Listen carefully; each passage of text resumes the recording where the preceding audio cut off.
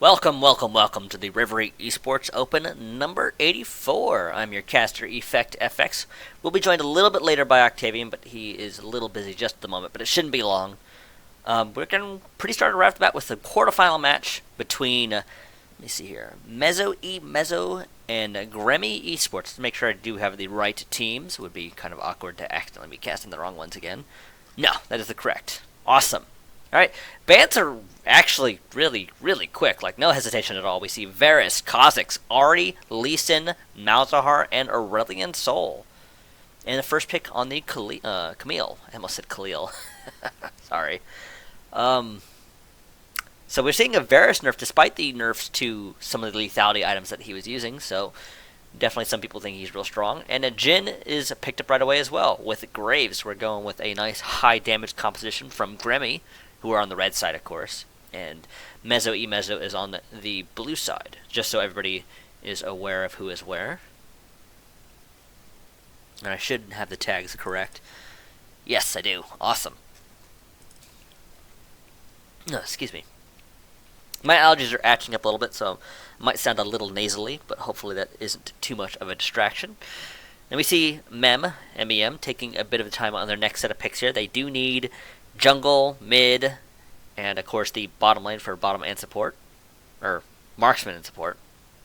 That's still technically correct what I said, but we see an Elise locked in right after that, so that's going to be their jungler for sure. And it is going to be a Karma, probably as support, but it could go as the mid as well. We have seen Karma mid in the past. And now we are seeing Ivern. I'm not sure if Ivern's likely because we do have a Graves locked in at the moment. I guess technically we could see a Graves top laner. We've seen it before, but it's not real common. It's almost always jungle Graves. I'm going to be curious to see if he does lock that in. We still, of course, have 30 seconds on the timer here, so they could switch at any moment. It could be trying to bamboozle us. Ooh, excuse me, just stretching a moment. Yeah, I didn't think Ivern was likely.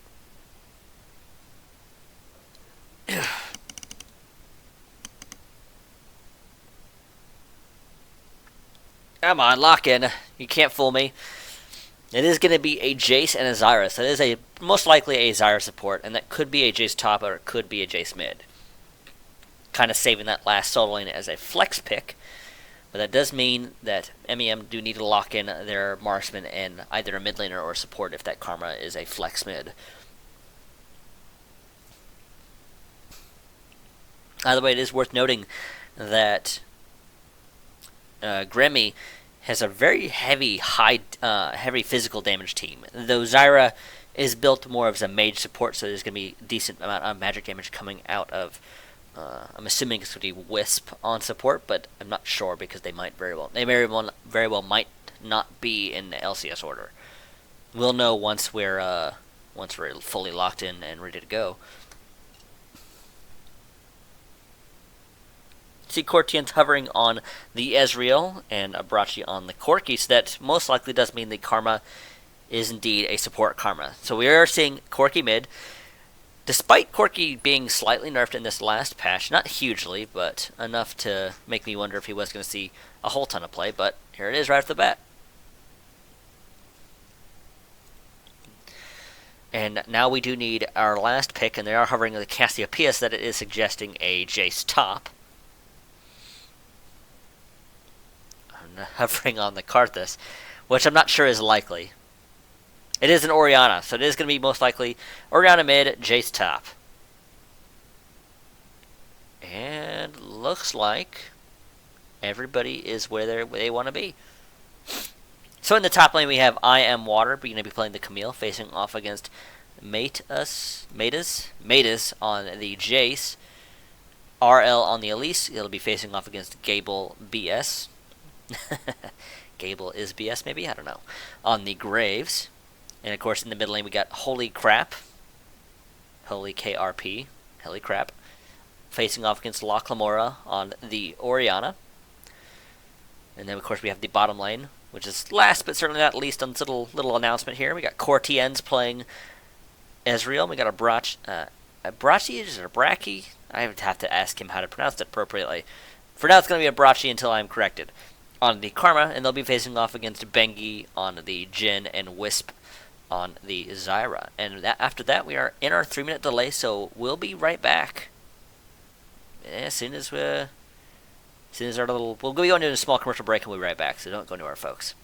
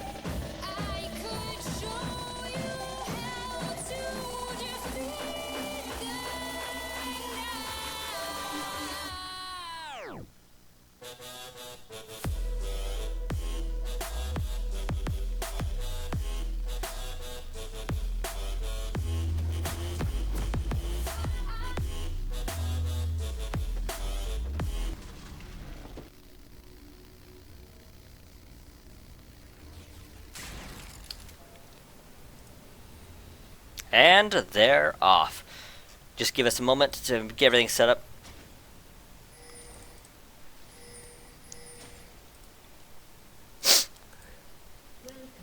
And here we go. Looks like both teams are setting up for a minor line of scrimmage with a little invade from Reverie Esports. Octavian is here, but he's getting his issues fixed with his client. Shouldn't be too long. Yeah, just having problems getting into the game itself since I wasn't in the game lobby. Actually, getting into the spectate menu is proving difficult, so I'll hopefully be able to watch just as much as you guys will be able to. But give me just a few moments to sort that out. Oh, excuse Sorry me. about this. It's all good. It's not a day at Reverie without issues. For example, my nose won't stop running now. Alrighty then, so there we go.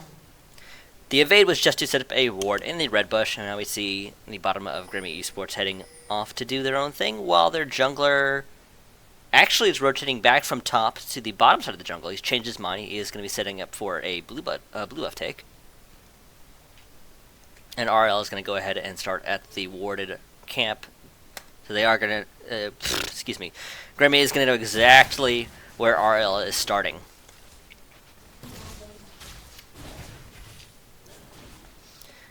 Abrashi and Cortians are going to be giving him a nice little leash so that he's not going to have any problems with that camp. And Gable BS is not too far behind himself. Excuse me, words are failing me today.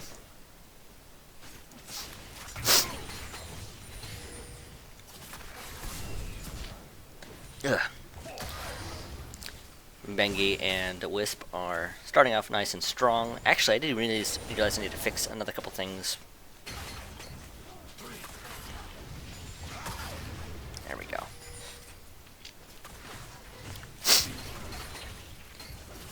Cortian's getting a little bit of poke on a Wisp. Arbrachi also getting to poke. Arbrachi actually getting snared up by that deadly flourish. So Arbrachi takes a good chunk of damage from Bengi and Wisp. Paying for that poke, being forced to use a biscuit. Oh, Maida's getting a nice trade onto I Am Water. So I Am Water losing more than half his health there before he could activate the shield.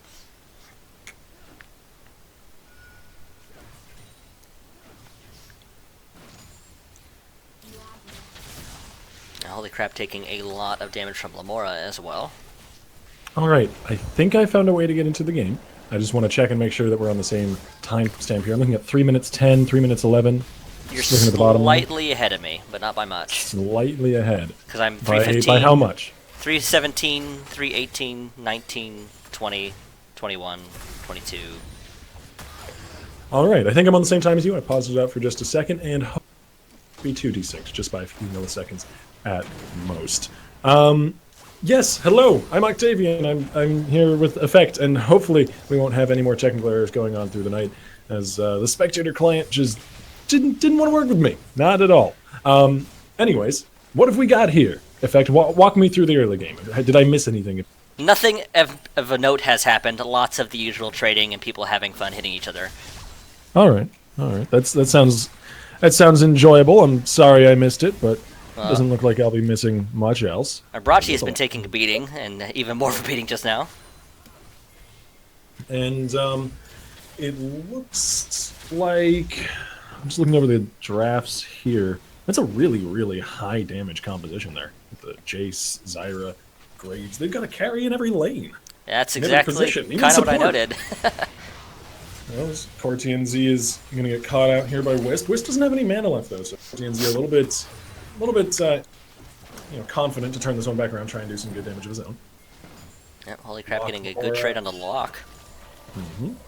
And Locke, I don't know. I think that was roughly even between the two of them, but Locke seems to be coming out just slightly on top in the lane, but really we're early days to tell. First Blood having yet to fall either way, and not really, it looks like, much of a lane advantage to either side, except maybe down here in the bottom lane, which it seems like RL wants to correct. Abrachi coming in for potential snare. There's the heal, actually, just for the speed onto RL to get him in onto Bengi, but Cortian Z's gonna go down. There's the first blood as Matuez teleports in behind him and snipes him off. I Am Water gonna be teleporting in as well, but just doesn't have the damage that he needs to meet out justice at this particular moment, and Matuez will get away with his prize in tow.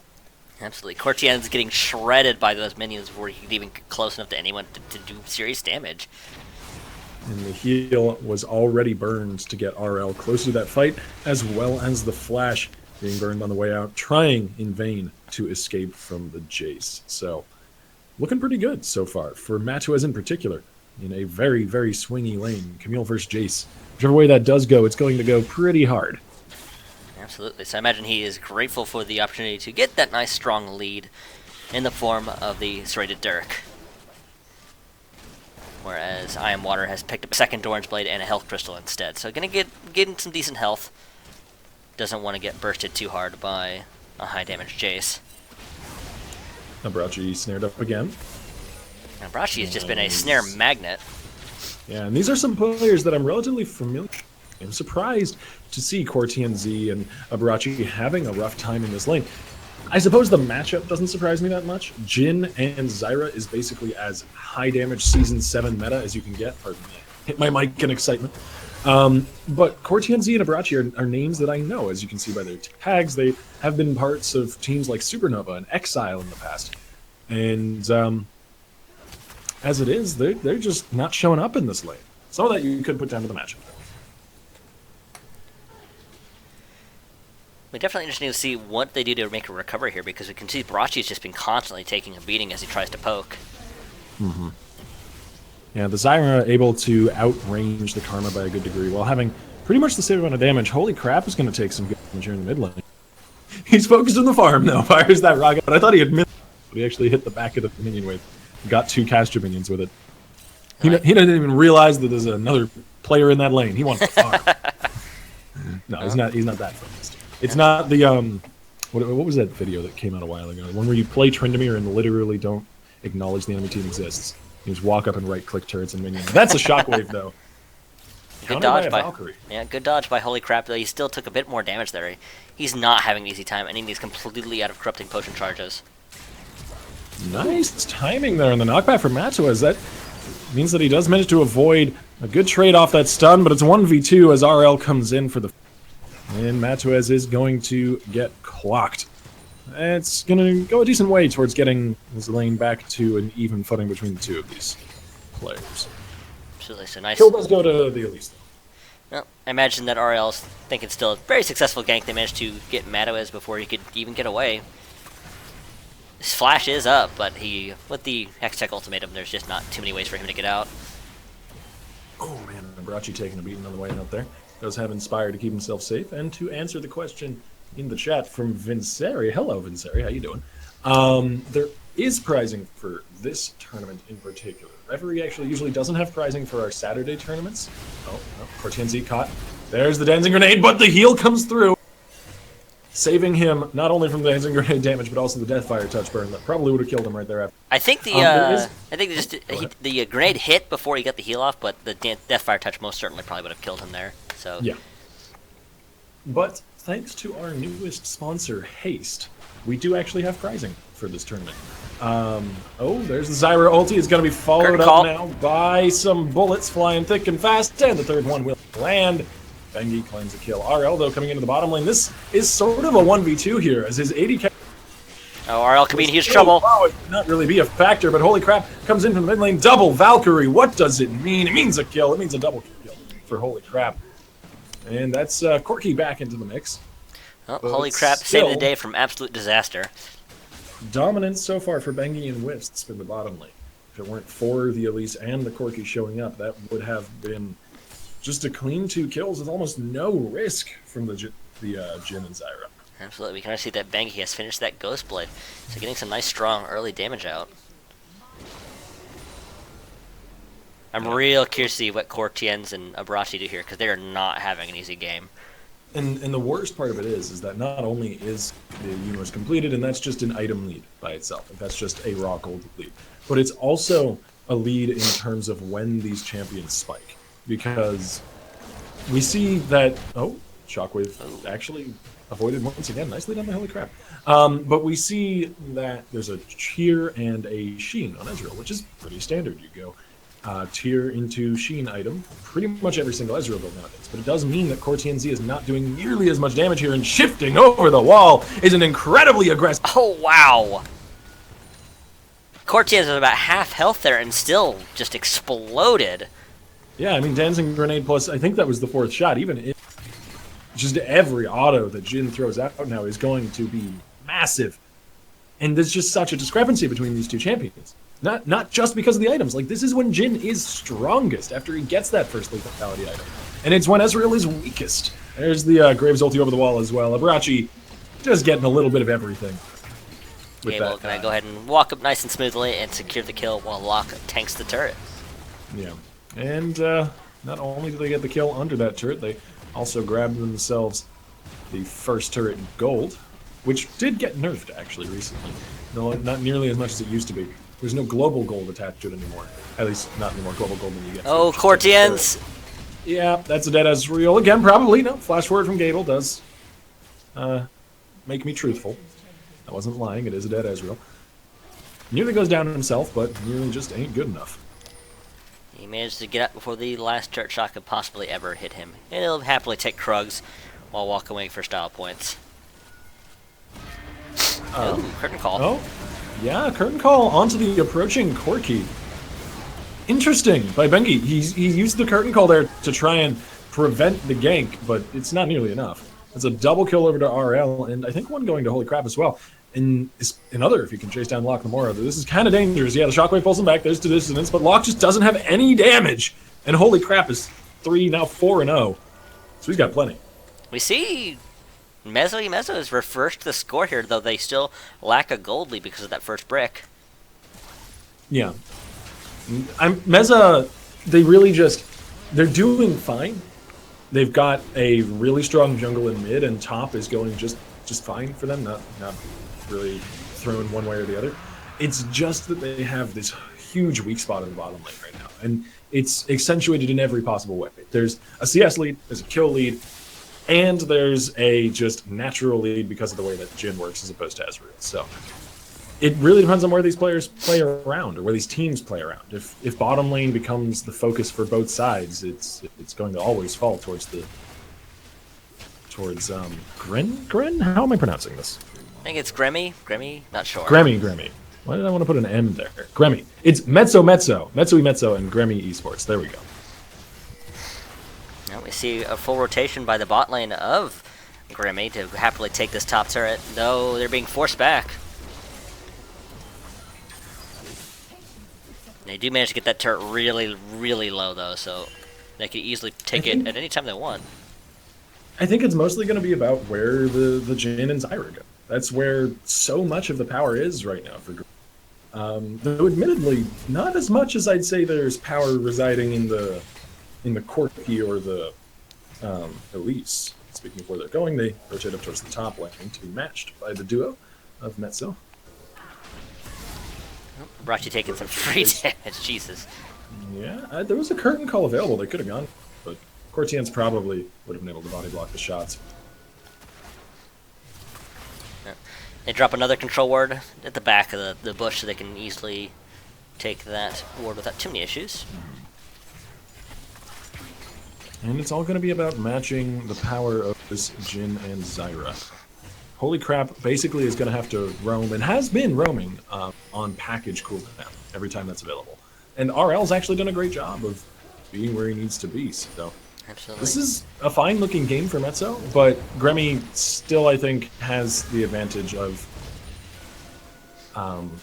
what's the word I'm looking for here? Priority. They're the ones who are able to call the shots pretty often because of the power and engaging power of Jhin Zyra. There's the dash over the wall from Gable, but he's going to get stunned up immediately, and that is great for Metso. Absolutely. Gable just walking right into that cocoon. Very unfortunate timing. Dashing into it, in fact. Just slides right into it like a dance move. Oh my god. It was really brief. But did you see the crit animation for that Corki skin? He whips his... He's on the earth. He whips his earth flipper at people. Matuez is falling victim to the 1v1 of Camille. She is really, really, really, really strong in the 1v1. That's why she's almost permabanned. RL dodging the Jace can do there. Deadly Flourish. Yeah, that's not a... I would say that's definitely not a positive matchup for the Jace, especially with I Am Water having the Phage and the Ninja Tabby. It all depends on how it plays out, but there's the package from Holy Crap, choosing not to roam with it, instead going for the one... Or it does manage to claim the kill with a crit there, as Gable BS is going to turn and try and burn the Corki, but realize that Holy Crap is pretty dang strong at the moment. Absolutely. Back away. Locklemore had no chance to do anything there, especially with the exhaust on him. He had an exhaust of his own, but yeah, even if the summoners match up, the champions don't quite at the moment. 5-0 Corky is a powerhouse. 5-0. He claims all the kills. No assists for this man. And we'll see if he can get himself a 6. It's looking good for him. Dang, Gable took quite a lot of damage there. Didn't even land the phosphorus bomb. And he chunked him to half. Absolutely. That's definitely... Oh, Brachi taking a bit of a deadly flourish there. Yeah, he'll be okay, but it's just another reminder that this Jhin is dangerous. However, they've kind of neutralized it. Just through safer play from CoreTNZ and Abrachi, and RL being up or down there, depending on where the duo lane is, pretty darn often. So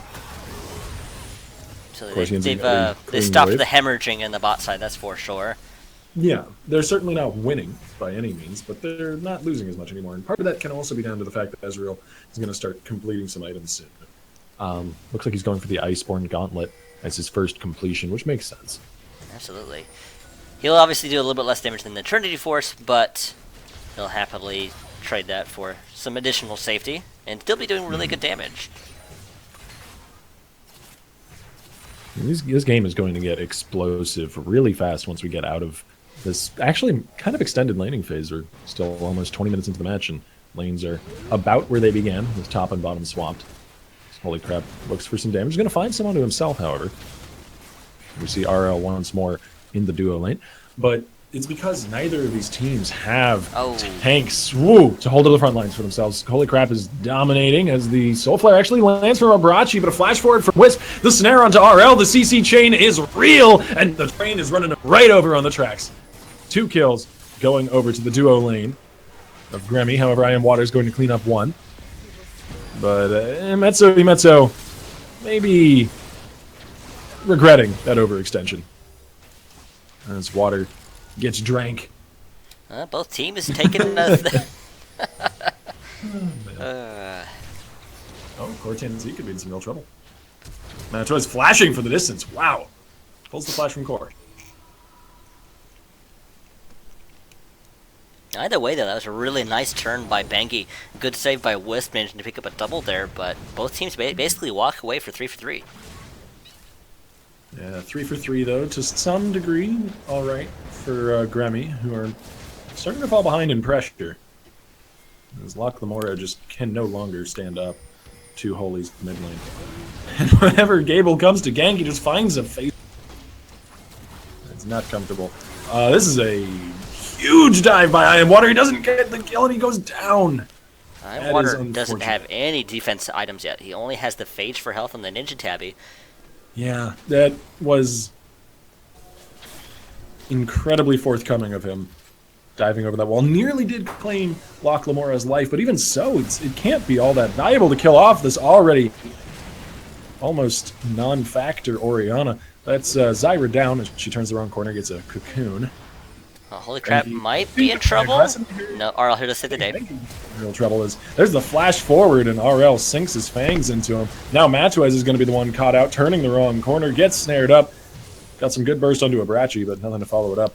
And, yeah, this is Mezzo coming back forte into this game. Looks like they're going to take their second dragon as well. So the gold lead isn't huge here, but it feels like they're winning most of the fight still. Musical notation jokes not landing here. Okay. I went to band camp as a kid. Did you ever go to band camp? I can't say I did. Play any instruments? Effect? I learned... Effect is just gonna... We're just going to use this time to get to know each other better. I hope you guys get it. I learned to play the flute for a year, and then I quit band. Oh, okay. Well, I'll try to make only a few bad puns off of musical notation names with Mezzo in this game.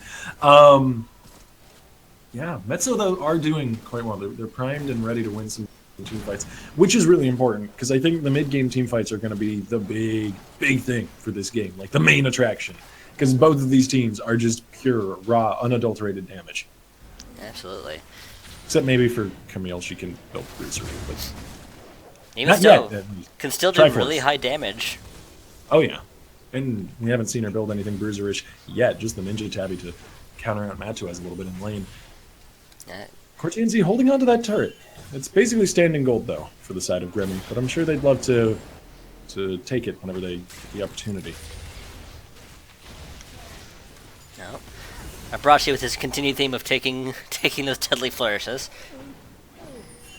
Holy crap, and RL are here, though, to maybe go for the dive. At the very least, shove them back and actually take the top lane out of themselves. There's Curtain Call. Maybe not. Maybe I speak too soon. No, the turret goes down. But Curtain Call does come through, and we see the rest of the team flanking. Abrachi will fall as the Deadly Flourish lands, followed up by some pretty substantial damage. He is a Deadly Flourish magnet. Yeah, he has been, to some degree. But one kill back for the turret is fine. However, the turret will be traded. As I said, that outer turret for Metso was just barely standing. Oh, I am Water happily split pushing here. Gets that tier 2 bottom turret down to half. Crap, could have a kill here. He wins the 1v1 with Bengi, that's for dang sure. But it may not be a 1v1. Wiz coming RL to match him, but Lock Lamore shut down onto the Corki. That is a critical kill right there. 7-0 turned into 7-1 and a lot of gold in Jin's pockets. Holy crap, going for the really aggressive play. Ends up paying for it with a nice save by Wisp. Do you feel like Bengi owes him a beer? That's the second time that's happened. That's provided these players are of drinking age. We do not support underage drinking here. Which I think is something we've had to say before. Really shouldn't be. Gable chasing Abrachi back.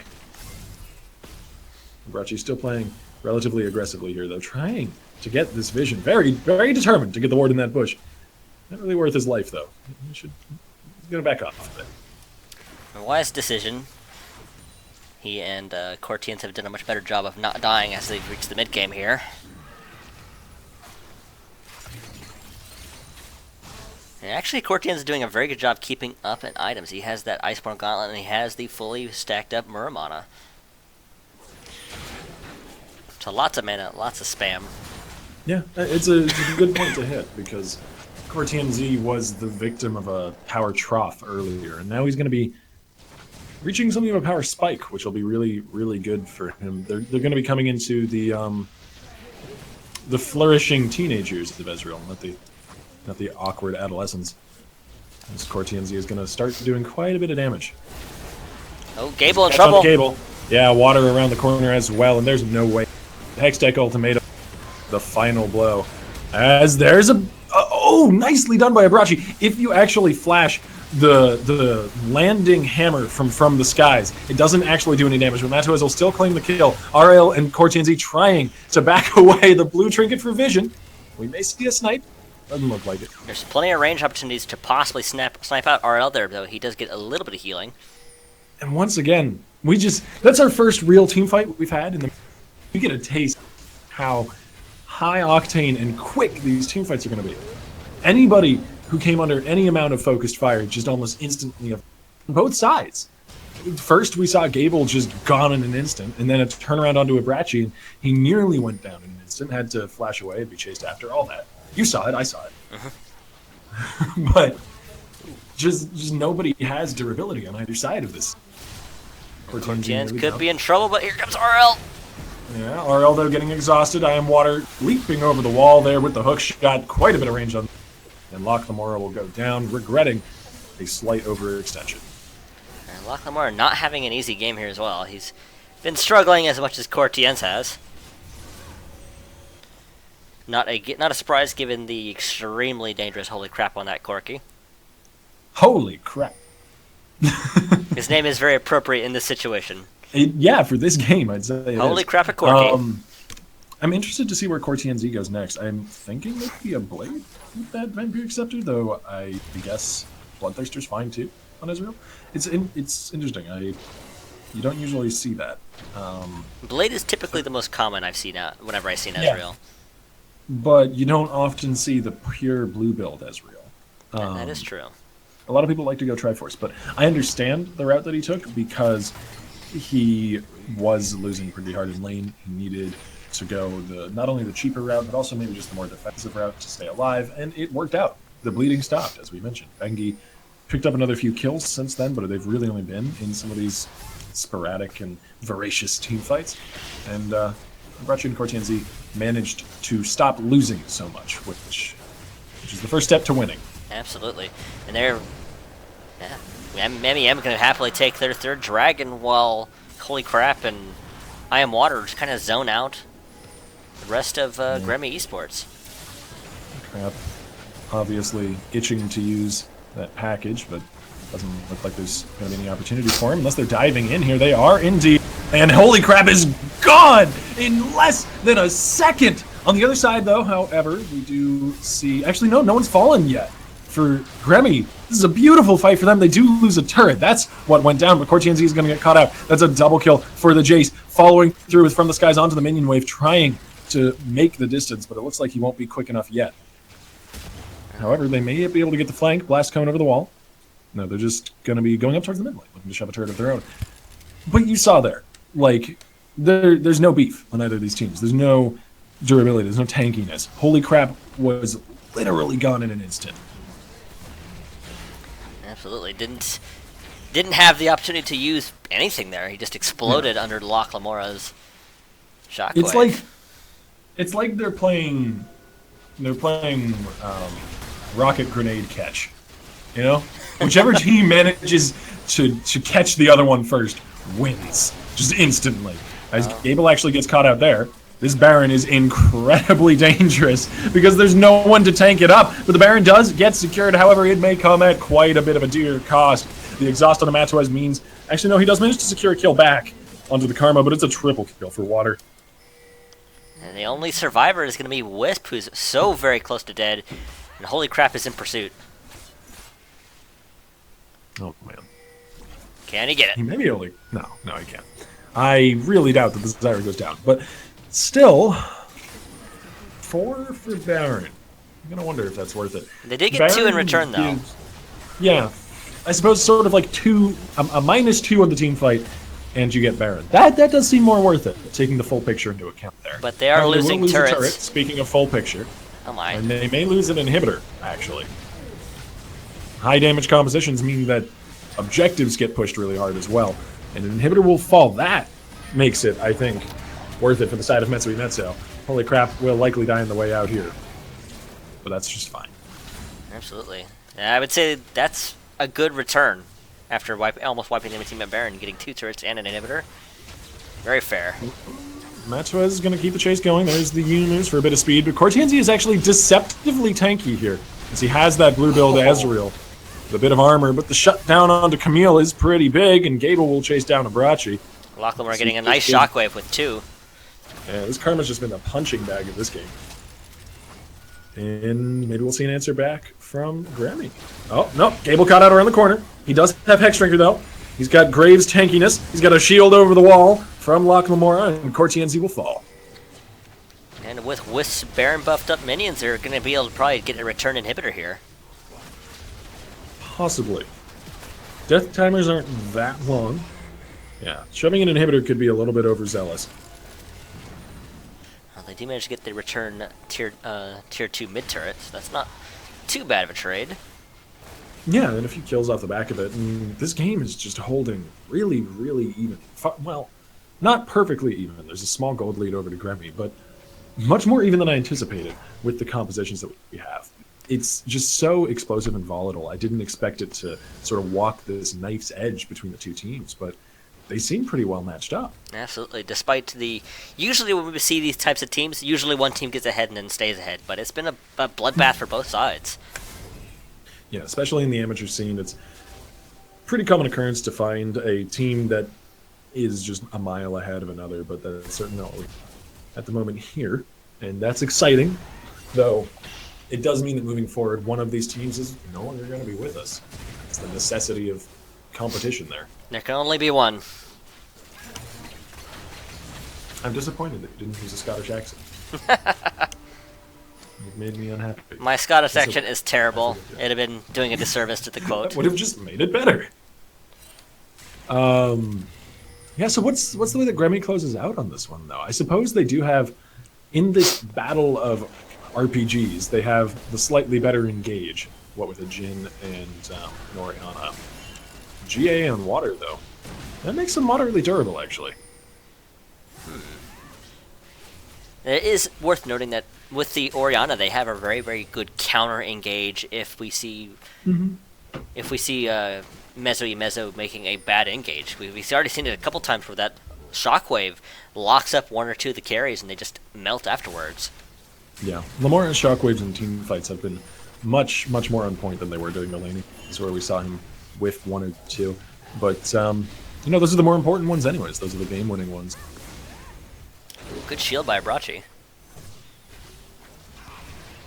As Bengi looks for a little bit of damage, and both teams sort of jockey around the dragon. 30 seconds back with us. So far, every dragon having gone to Mezzo, pardon me.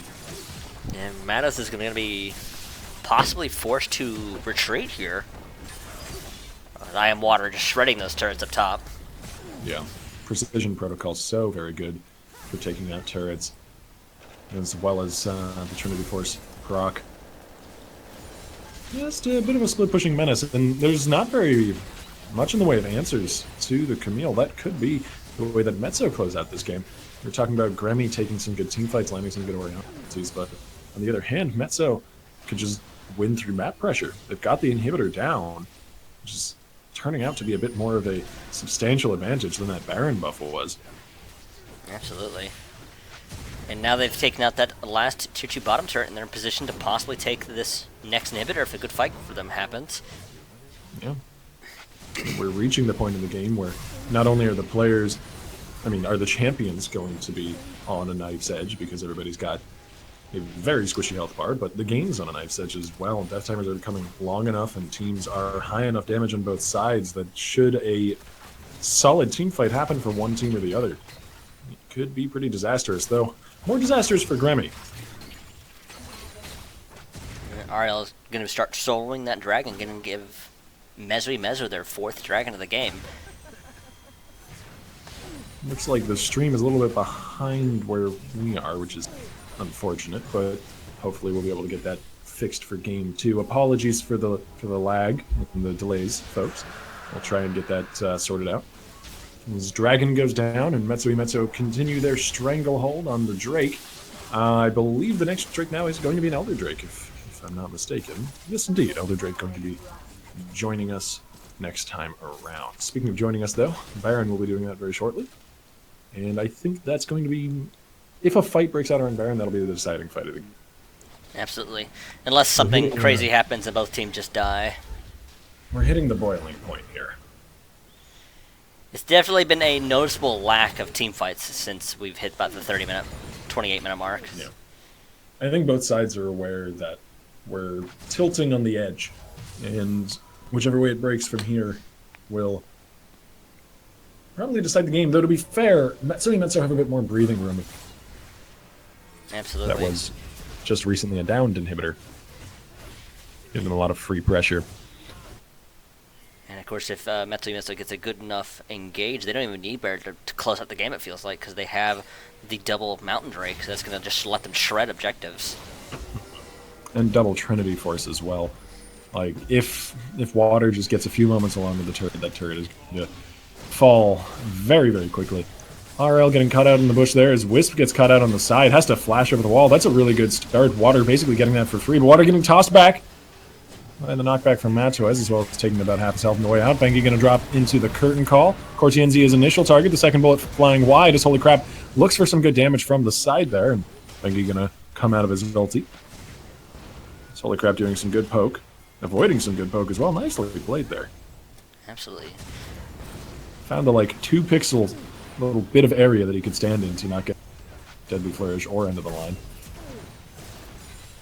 Definitely couldn't have been very comfortable being like that, but he managed to take no damage, so that's a plus. Though now he's being forced to back after taking some damage there. It's always nice to note the little things, though. Another fight that takes us even closer to the boiling point, as these teams are just waiting to see that critical mistake. Doesn't look like either side is willing to make it yet, though. I wouldn't be, personally. Absolutely. They're waiting for that one person to get caught out. And the question is who's it going to be? It looked like it might have been Wisp in that last fight, but he did manage to flash over the wall. And it's actually pretty likely, I think, that it's going to be one of these supports, since they're both very squishy, immobile targets who have to make themselves vulnerable to go for vision. That's what Wisp was doing when he was cut out, and that's what Abrachi's up to right now. And a lot of the later game play actually does come down to keeping your support or jungler or spearhead player safe while they gain vision control. Absolutely. And we've both seen Wisp and Abrachi getting caught out a little bit here and there, especially Abrachi with the Deadly Flourish Magnet. Yeah, though he has certainly resolved that recently. Absolutely. He's doing much better now. He was 1-6 coming out of the laning phase, and he's 1-6 still, so not having given up anything else. Baron, though, started off. The blue trinket immediately to spot it out, as well as just a general ward in the back of the pit. However, there's a leap over the wall. Stunned up as the Baron went down. No chance of stealing that away. I Am Water could fall, but he does have the GA, and he has quite a bit of healing as well. Redemption over the wall. Keep him alive. And this could just be a clean Baron take. This is just a clean Baron take from Metsui Metsu. Yeah, they're going to get away no problem. Nicely played by Water to land the stun there into Gable, who should have approached the Baron pit the way he's approaching this fight now, with the Edge of Night shield up. Oh, he's gone. Oh. Holy crap, a force to be reckoned with those rockets. Yeah, I mean, everybody's a force to be reckoned with at this point. I Am Water's the only one who's got any sort of durability to him now, as he has gone for the Bruiser build. Makes a lot of sense. And now with Baron buff, a shove down the mid lane makes a lot of sense. Absolutely. I mean, the squishiest, or the tankiest person on the side of Grimmy feels like it's going to be Gable, and he's still melting. Oh, yeah. Yeah, Gable might be able to survive in a 1v1 against someone, but Focused Fire is going to bring things down. I think this could be it, unless there's a really decisive teamfight win, which is certainly a possibility still.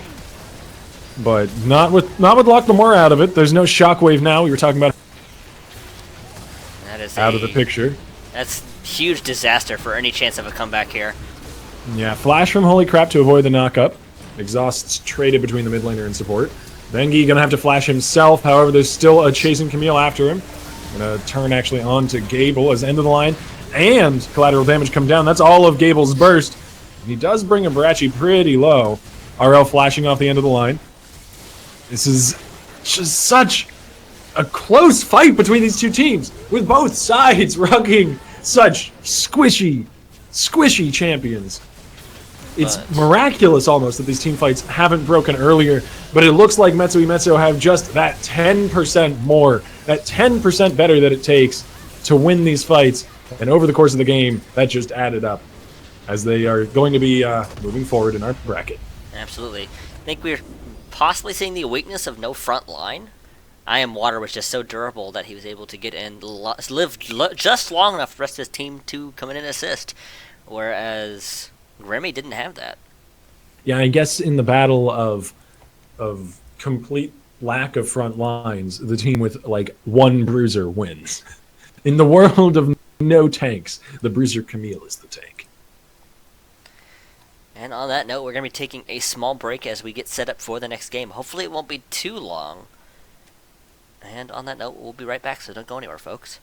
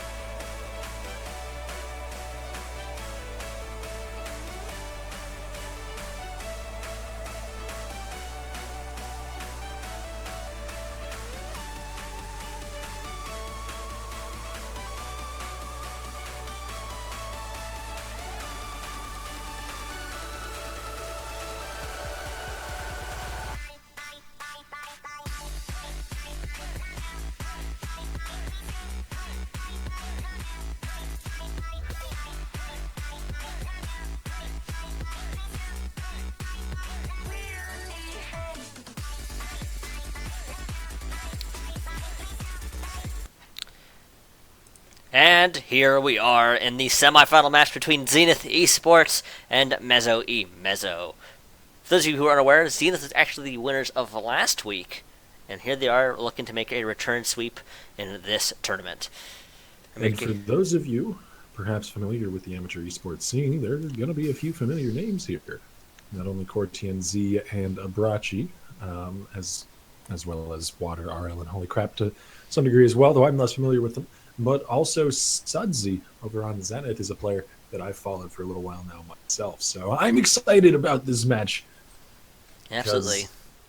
Because I am a chump who follows amateur esports. I don't know.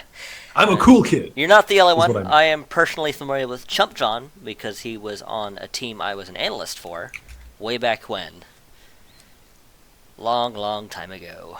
Oh, we got a fancy pants analyst on the desk here. Guys. Former analyst. Look at this guy. I bet he wears glasses and sits on the bus alone. Oh. I'm a play-by-play caster. My job is exciting. I get to shout and yell a lot, and I'm a cool kid who sits at the front of the bus with all the cool kids. So there.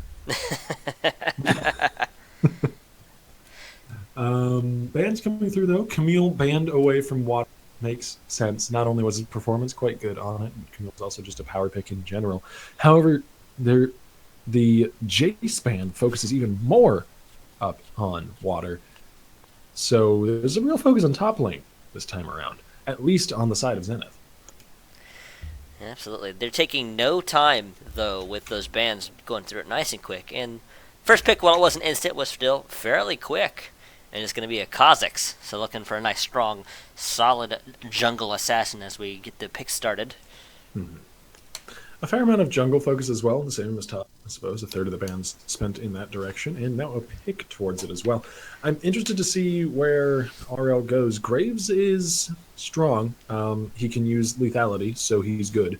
That's kind of how the current meta goes. I like the Jhin a little bit more than the Varus, personally. Mainly because I like the Jhin lane into Varus. Now, people will tell you both ways. There are opinions saying that the Varus is good into the Jhin in the lane.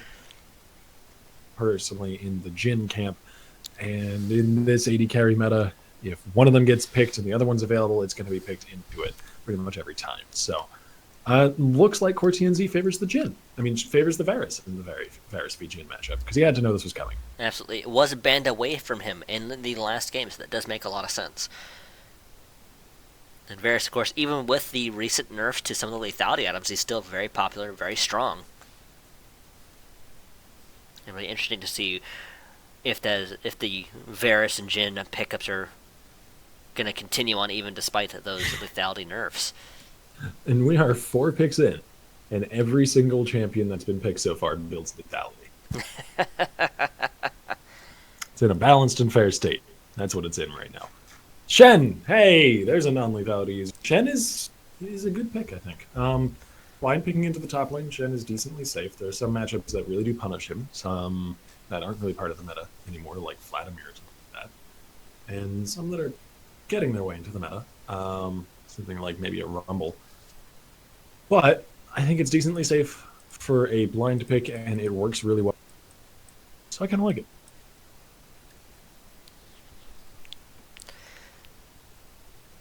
We're seeing an Aurelion Soul hover. Aurelion Soul was banned last game, actually, so I was wondering if it was a throwaway ban or if there's actually somebody who played it, and it looks like Holy Crap might just play it. Yeah, Holy Crap. I think I've seen him play Aurelion once or twice before. And there it is. Play it now, at the very least. I'm assuming. Probably not an Aurelion support. I tried that once. It's garbage. Don't do it. Take my word for it. Don't test it yourself. And Nautilus into the Shen, so it'll just be a tanky top lane. That's fine. Oh my. Seem to have some issues. Well, one of the players seems to have disconnected. Yeah, client crash for this side of Zenith. We'll be getting back into it as soon as we possibly can, folks. Give us just a few moments. Shouldn't take too long, as should just be a very, very brief delay. One of the team, Mezzo asked in the lobby, "Can we have Kha'Zix this time?"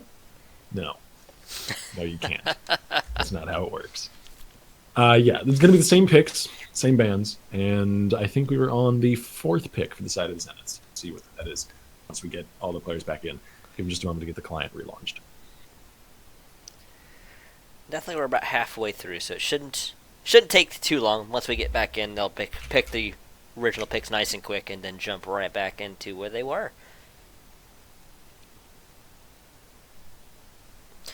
Because it's a good opportunity to talk about our sponsors, especially about Haste. Haste is a service where they offer to kind of streamline your connections to the internet. Because obviously, there's a lot of ways for ping and lag to kind of screw up as it goes to from your computer to your choice of destination. And Haste kind of streamlines that so it's a lot smoother. You can check out their website. I believe it's haste.com, but let me double check that before I say yay or nay on that. And Haste is also the reason why we prize for this Saturday's tournament. We usually don't, but there's actually a monetary prize for tonight's tournament.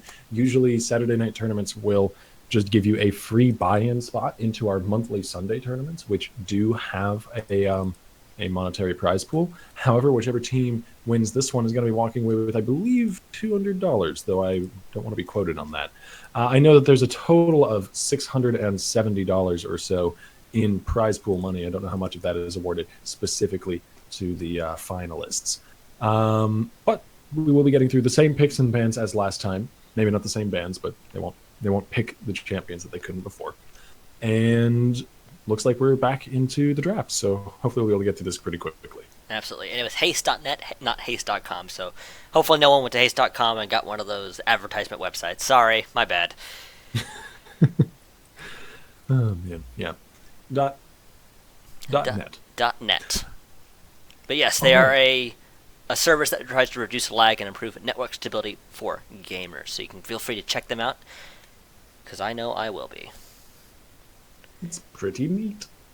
Shen, Jin, Kha'Zix, these are all things already.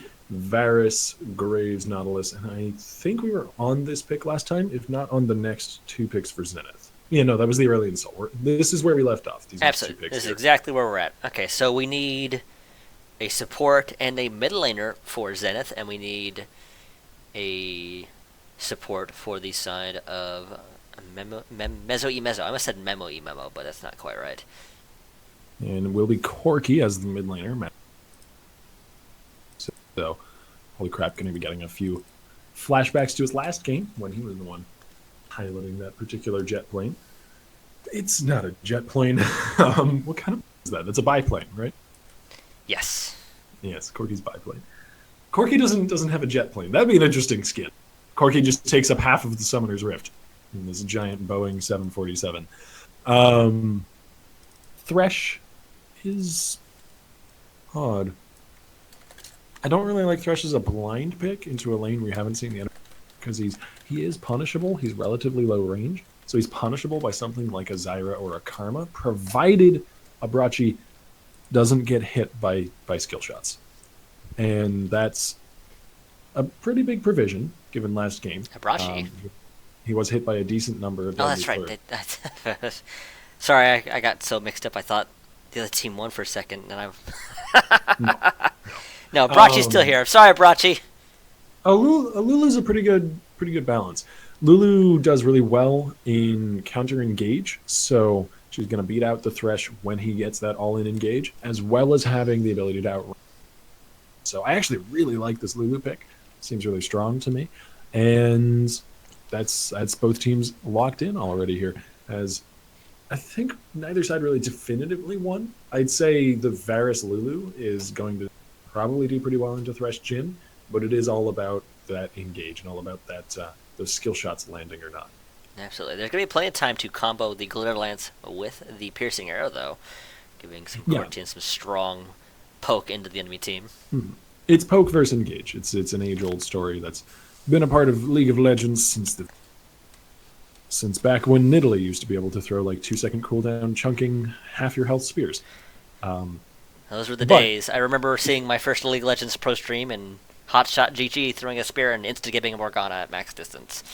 Nidalee shot to GG. Oh, man. Those are the days. Now he just owns a company. which I guess is an improvement for him. Anyways, we've got about 3 minutes left on the spectator delay. Hopefully we'll be able to get through that pretty quickly. I don't think we can get through it any more quickly than in 3 minutes, though, if I'm being honest with you. I don't think we've got time warping capabilities here at Reverie. But give us just a few moments. We'll be taking a short delay. Don't go anywhere, folks.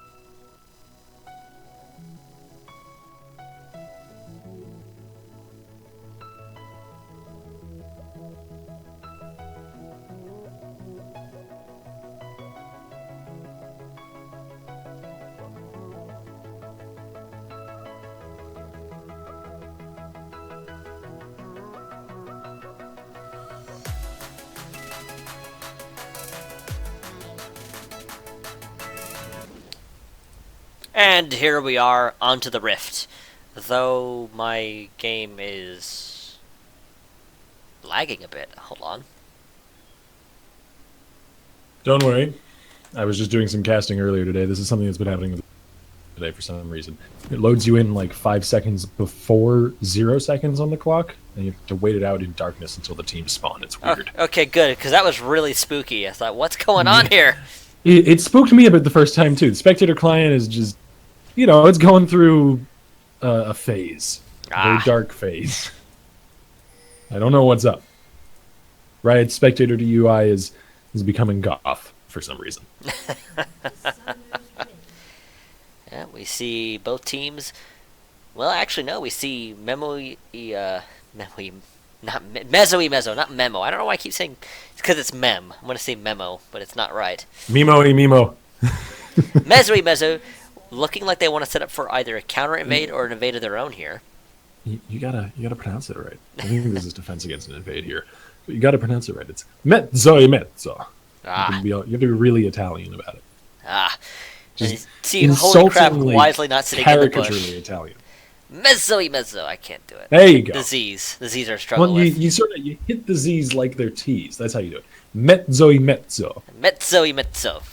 There you go. That's good. That's good. I don't even know if they're going for that. I don't even know if they're like trying to be the Italian team, but that's what they are now in my head, and there's no escaping it. Corti and Z might not be able to escape this death bush. There's the fly onto Abrachi, though. Sistar, not having leveled up the hook early, still gets 2 flashes. That's a nice, strong start for Zenith. As Jurassic lands that 4th auto, more than happy to take both the Glitter Lance and the auto from Abrachi on the way out. And Corti is going to get exhausted here. Jurassic wasn't quite close enough to make good use of that. The minions kind of keeping him back a bit there. But either way, they still have the advantage in that bot side. Abrachi looks for a bit of harass. And that's a really good start for the Thresh and Jhin lane. It's a really good start for any lane to get both summoners from your opponents, but particularly for the Thresh and Jhin because they're going to win this lane through full-on engages where they land a hook or land a deadly flourish after getting the passive onto somebody. This holy crap actually gets bursted pretty hard before Sudsy gets exhausted, but RL is there to lend a bit of a helping hand and a bit of a helping gun. It's first blood over to the Celestial Being. Absolutely, holy crap, managed to secure that nice, strong first blood. Sudsy actually also popping both summoners there, so at a huge disadvantage now. Yeah. To be fair, holy crap burned both of his as well. That is true. So fair's in fair. 1v1, in the 1v1 it's not a big disadvantage, but the gold will certainly be an advantage. Over to the dragon. As Jurassic and Sistar still look for that engage. And he's picked up a Dark Seal, actually. Yeah, I think that makes sense. Getting that early lead in the lane. Dark Seal is really actually decently strong for just laning power, as well as allowing you to snowball further if you're able to get another kill. Down in the bottom lane, though, RL is going to find Iconic coming through the Tribush. Sistar does get the shield off the Strength of the Ages after hooking, and Corti and Z may yet go down. Flash forward from Jurassic. He had the 4th shot loaded and ready. Unloads it right into the back of that Varus. As Chump John and Water go at a bit of a duel of their own. Doing Nautilus and Shen things and hitting each other a lot. Nice positioning there from Holy Crap.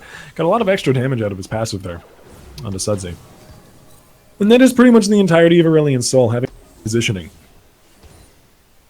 If your positioning isn't very good and you want to practice it, start playing Aurelion Sol. That's all that he is. You have to position well for the Celestial expansion to work.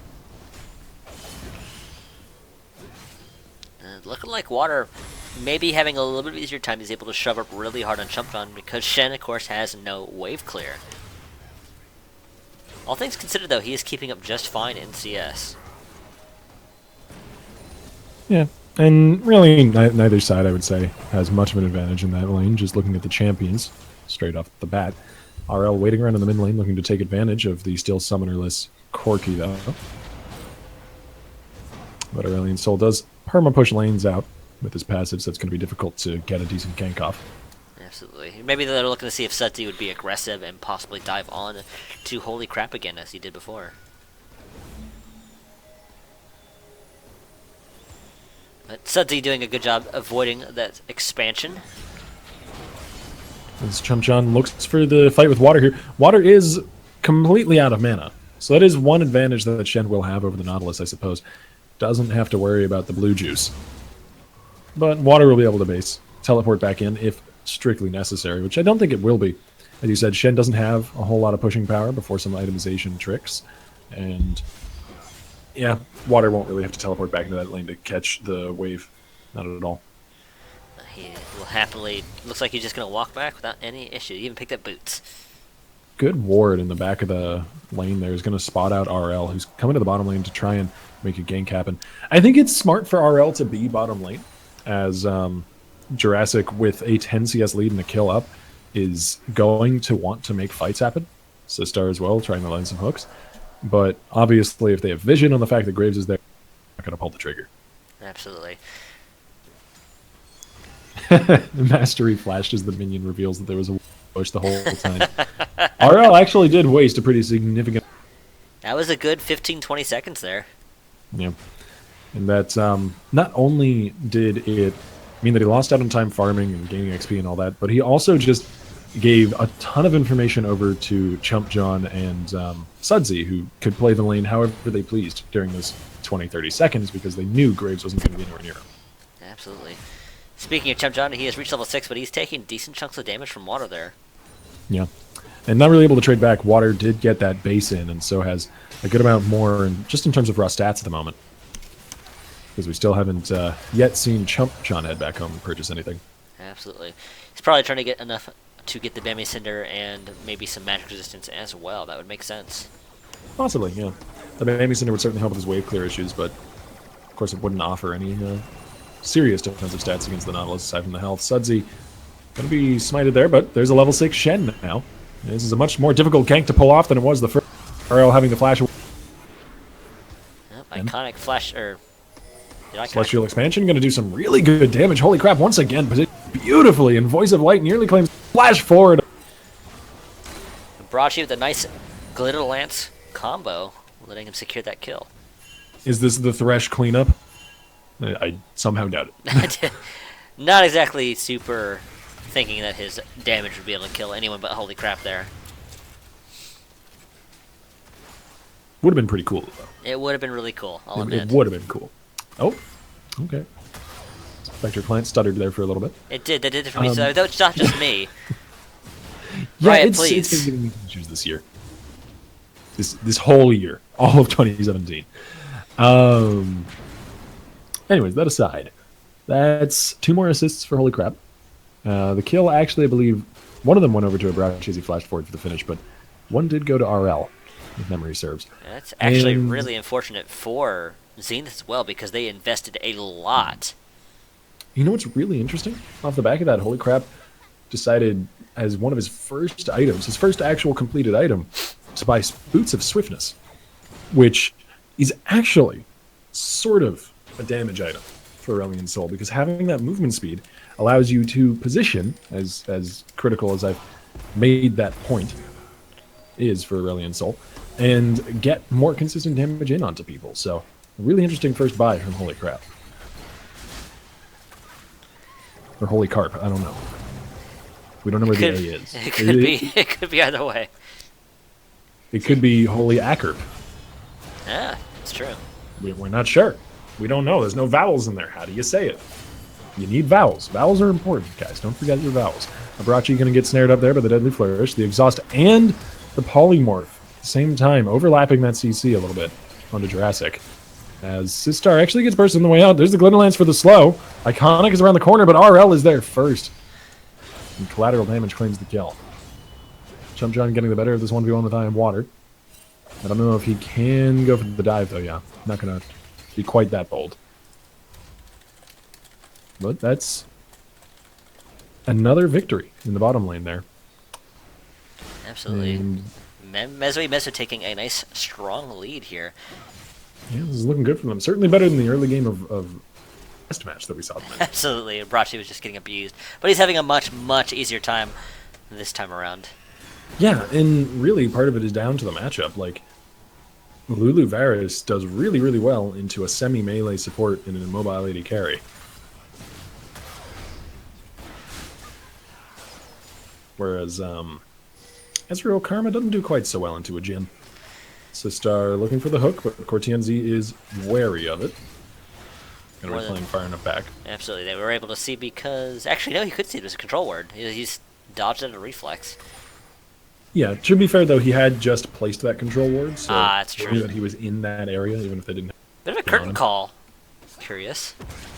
Yeah, Jurassic looking to maybe deny the bases, but seems drastic for that little gain. Got some damage done into Cortienzi, I suppose. Brought him down nearly to half, but you know, the ulti isn't available for a little while yet.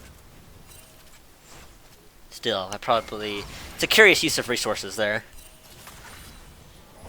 They are going to be shoving in onto the turret here, though. And that actually keeps Abrachi and Cortienzi in the lane. But they've got RL once again coming in from behind. A lot of focus to the bottom of this game.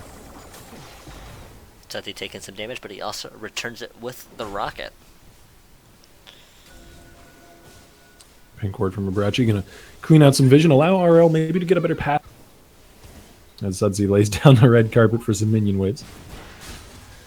Package just about to expire, I'm assuming.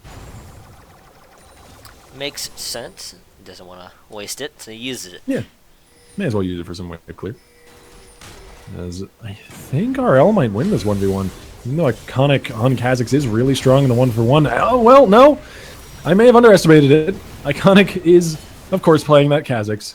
And those evolved claws do so much damage. The isolation plus the evolved claws is just so crazy.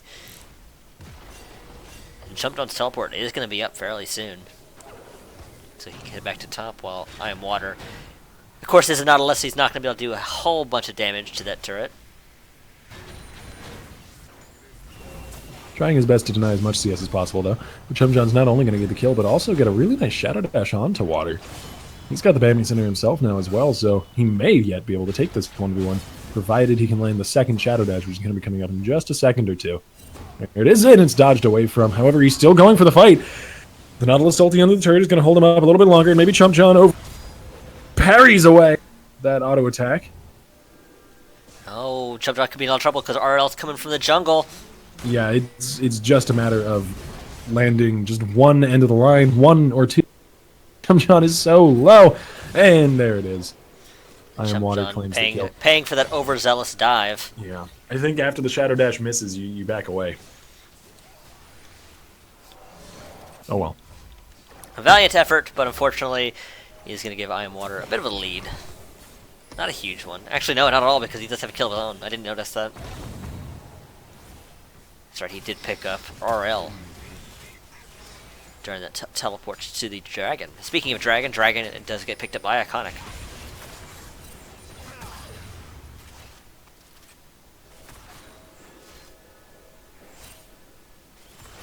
Still relatively even between these two teams, though. And props to Zenith for keeping it that way, as they haven't had a lot of luck in their solo lanes so far. To be fair, Chumpjon has done actually a pretty good job of keeping up a lead, though. Giving up that kill under the turret, not going to help him in that regard. It's mainly just been the jungle advantage for RL, and to some degree, Holy Carp, who's been benefiting from it. Absolutely. That's given Metso a bit of a lead, but nothing too substantial. Chumpjon still coming out on top, just barely now in these 1v1s. It's the Sunfire completed. The CS lead is a huge part of keeping up in their gold. Oh man, Chumpjon's just shredding I Am Water. Yeah, the percentage chunk off of Vorpal Blade. Doing a lot of work in the tank v tank battle. As that's a flash forward from Cortian Z. There's the Tendrils of Jurassic. Does take the Lantern. Lateral damage for the kill. The flay under the turret, though, and RL gets the Wild Growth on the way out, and he'll be just fine. Hard to kill a Graves when there's a Lulu nearby. And, yeah, the jungle just continues to pay dividends for the side of Metso as RL shows up for yet another successful gank. Very, very strong gank. Really aggressive play by Cortian's just flash to make sure he doesn't miss the Chains of Corruption.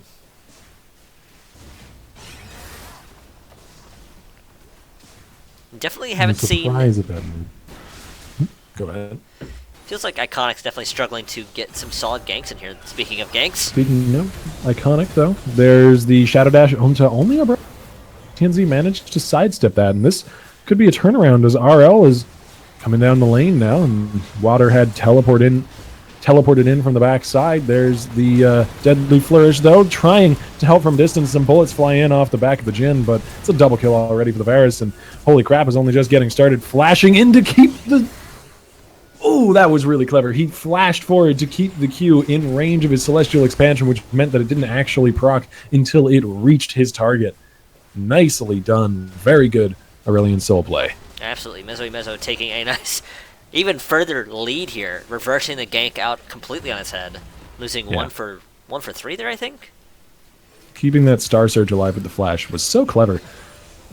Possibly on purpose, possibly not. I mean, he could have just been flashing to try and land a little bit more damage, but the way that Holy Crap has played this Aurelion, I feel like I should give him the benefit of the doubt. That was purposeful.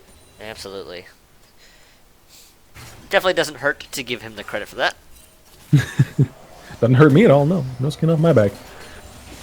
And yeah, this is looking really just generally good for Metso Metso.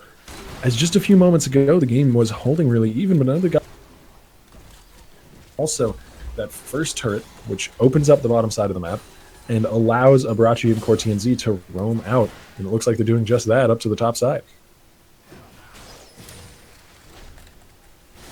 They're going to be forcing Trump Shot away from the minions. And this may be a catcher, and holy crap, that's a lot of damage to be front-loaded onto this fight. And Iconic will claim the kill. That's good. Sudsy making a little bit more use out of the package there than just having it as wave clear duty. Sistar. Cortianzi again with the well-placed Varus ulti as Abrachi gets hooked backwards, but it's just as the... So not really much of a threat there. Jurassic will kill off RL, though. And the bouncing grenade will come through, and as will just one shot. That's all it needed off of the curtain call. It's a triple kill for Jurassic's Jhin. Nice. So Zenith making a nice reverse there, going from 310 to 710. You can just see incredibly how dangerous those claws are on Iconic. He hasn't been real impactful in the jungle, but he can deal so much damage.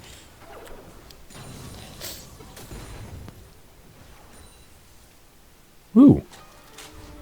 That's yet another lack of vowels, as Holy KRP has finished off the Hextech GLP, which is an item that really bothers me as a caster. Not because it's a bad item. It's not a great item. You don't see it very often. But because how are you supposed to cast that word? Speaking of Hextech Gulp, it's not going to save him here.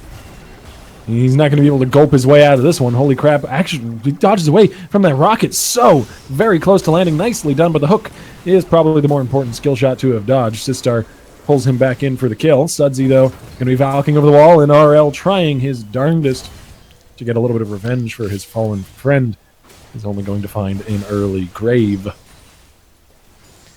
Absolutely. Sudsy managing to do dodge out from RL by valking into that bush, where there was no vision for RL to do damage to him.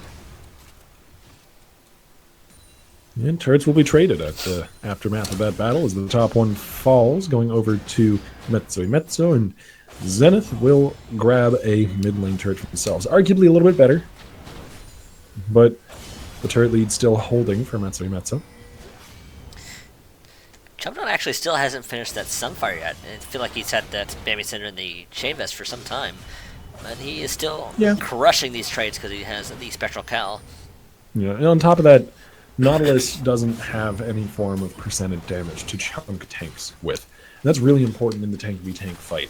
Whereas Vorpal Blade gives your next 3 auto attacks percentage health enhanced damage. And that's just always going to lead to Shen coming out on top in these fights until 3 or 4 items are completed, really. Oh, Jumpdown getting engaged on here, possibly. Yeah, doesn't seem like he's in too much trouble unless Holy Crap can land this Star Surge. But Chum Chum's going to flash away preemptively. Star Surge flying a bit far to the right. Holy Crap's actually going to slow him with the gulp, but it won't be enough. He gulped him. He gulped him. He tried to, at least. Didn't work out, but it's an interesting item choice for sure. More often than the gulp, you'll see the Hextech Protobelt, which has a much easier name to say. But again, turrets will be traded. This time the secondary falling just for an outer turret, though, as we see Zenith rushing to try and defend. They're a bit slow to the effort. Might be able to get this turret with no contest almost. Yeah, it's going to go down. Redemption coming in for a little bit of healing as well. As there's the engage onto Jurassic, exactly the target. He is shut down. The inhibitor now under fire as the team fight rages on towards the top left side. Sistar falls. Cortianzi sniping that away with the piercing arrow. And the inhibitor looks like it's going to be no longer with us. There's a hook. Oh, Iconic dive. Barely dodging it out. Barely dodging it with the benefit of his ulti, which does give a little bit of speed. Flash from... Holy crap. He flashed into the face of his enemies. Nearly going down for it. That has got to be a bit of a fat finger. But it's okay. He lived. So, the beautiful package there from Sudsy. He does manage to claim at least one. We'll see if he can pick up 2. No, the hook back onto Sudsy, but he gets the double kill coming out of the CC, and Iconic will claim another. He has not evolved wings, though, so he can't keep chasing. Absolutely. So, 4 members of Meso wiping their butt. They almost got that. Actually, no, they didn't quite. They got up to about half that inhibitor, that Nexus turret, but they got the bottom inhibitor at 21 minutes. Flash in from Iconic, he gets it. Oh, wow. It took him a while, but he got it. He didn't need evolved wings. What was I talking about? Holy crap. Making a bit of a mistake, not just backing, when they're going to pay for it with a Baron at the 21-minute mark. Potentially. Graves is the first one out of the gate, but this Baron's going down pretty darn fast with both Jin and Kha'Zix beating on it. Probably the 2 best Baron takers on the team, and yeah, it will fall. And that's with the double Mountain Drake as well, so it's just melting. Man, it feels like the advantage still probably went to Meso a little bit because they got that bottom inhibitor, but good recovery by one Zenith. Of the best things about an inhibitor take on the bottom lane is that it splits your enemy's pressure so that if you go for a Baron, then they can't respond very well because they have to defend on the opposite side of the map against the super. But Baron just went down, so they lose that sort of minor advantage. Abrachi's going to get caught, a Deadly Flourish finding its way to him, as they have been. And Zenith sort of nullified the inhibitor take by taking the Baron, or at least nullified part of the threat that it represented. I still think the inhibitor is a little bit more valuable than just on paper. Only because it'll last longer. But at least some of the threat is gone because of that Baron take. Absolutely. Didn't really get a chance to touch on it because of all the action, but Chomptron had a really nice Shadow Dash that hit all 5 members during that counter engage as they were trying to take that Nexus turret. Really, really punishing Meso for sticking around trying to take the Nexus. And that was a really greedy play. Yeah, I mean, if it worked out, though, then that's all she wrote, so Absolutely. I can't blame him too much for it. And this Cortine Z is rather squishy here. Took a big chunk of damage there from Sudsy and just the minion wave as well. So shove down the mid lane with these Baron enhanced minions, and we'll see whether or not Zenith can make further use of this Baron buff, more than just denying it from their opponents, which is significant for sure with the bottom lane inhibitor down. But if they can even take something off the back of it, then that'll be just gravy on top of their mashed potatoes. There's a hook on water. Not exactly the target they want, though. He'll pop that Titan's Wrath, and there's the Redemption as well, so he is basically back at full health. Yeah. I mean, the Redemption's kind of an important cooldown, though. It was taken basically just for a hook. It's not too long of a cooldown, though. It's like a middling importance.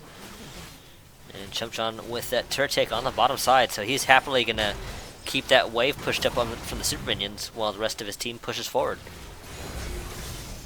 There's a hook onto the Aurelion. That's a much juicier target. A lot of damage, but holy crap, will be fine. Holy corp. Holy carp. Holy carp. Oh, man. Holy carp. Holy crap. Anyways, I do like Chomptron's decision to shove in the bottom lane as well. Not only so to some degree with his Baron buff and super minions that are streaming in through that wave. And splitting their focus a bit. Zenith is going to claim 2 turrets for themselves off of that Baron, which should be wearing off in just a few moments here. Absolutely. They take the red buff from the side of Meso, and they're happily going to rotate to the Dragon because it'll be up very, very shortly. And see, it's another Mountain Drake. Good God.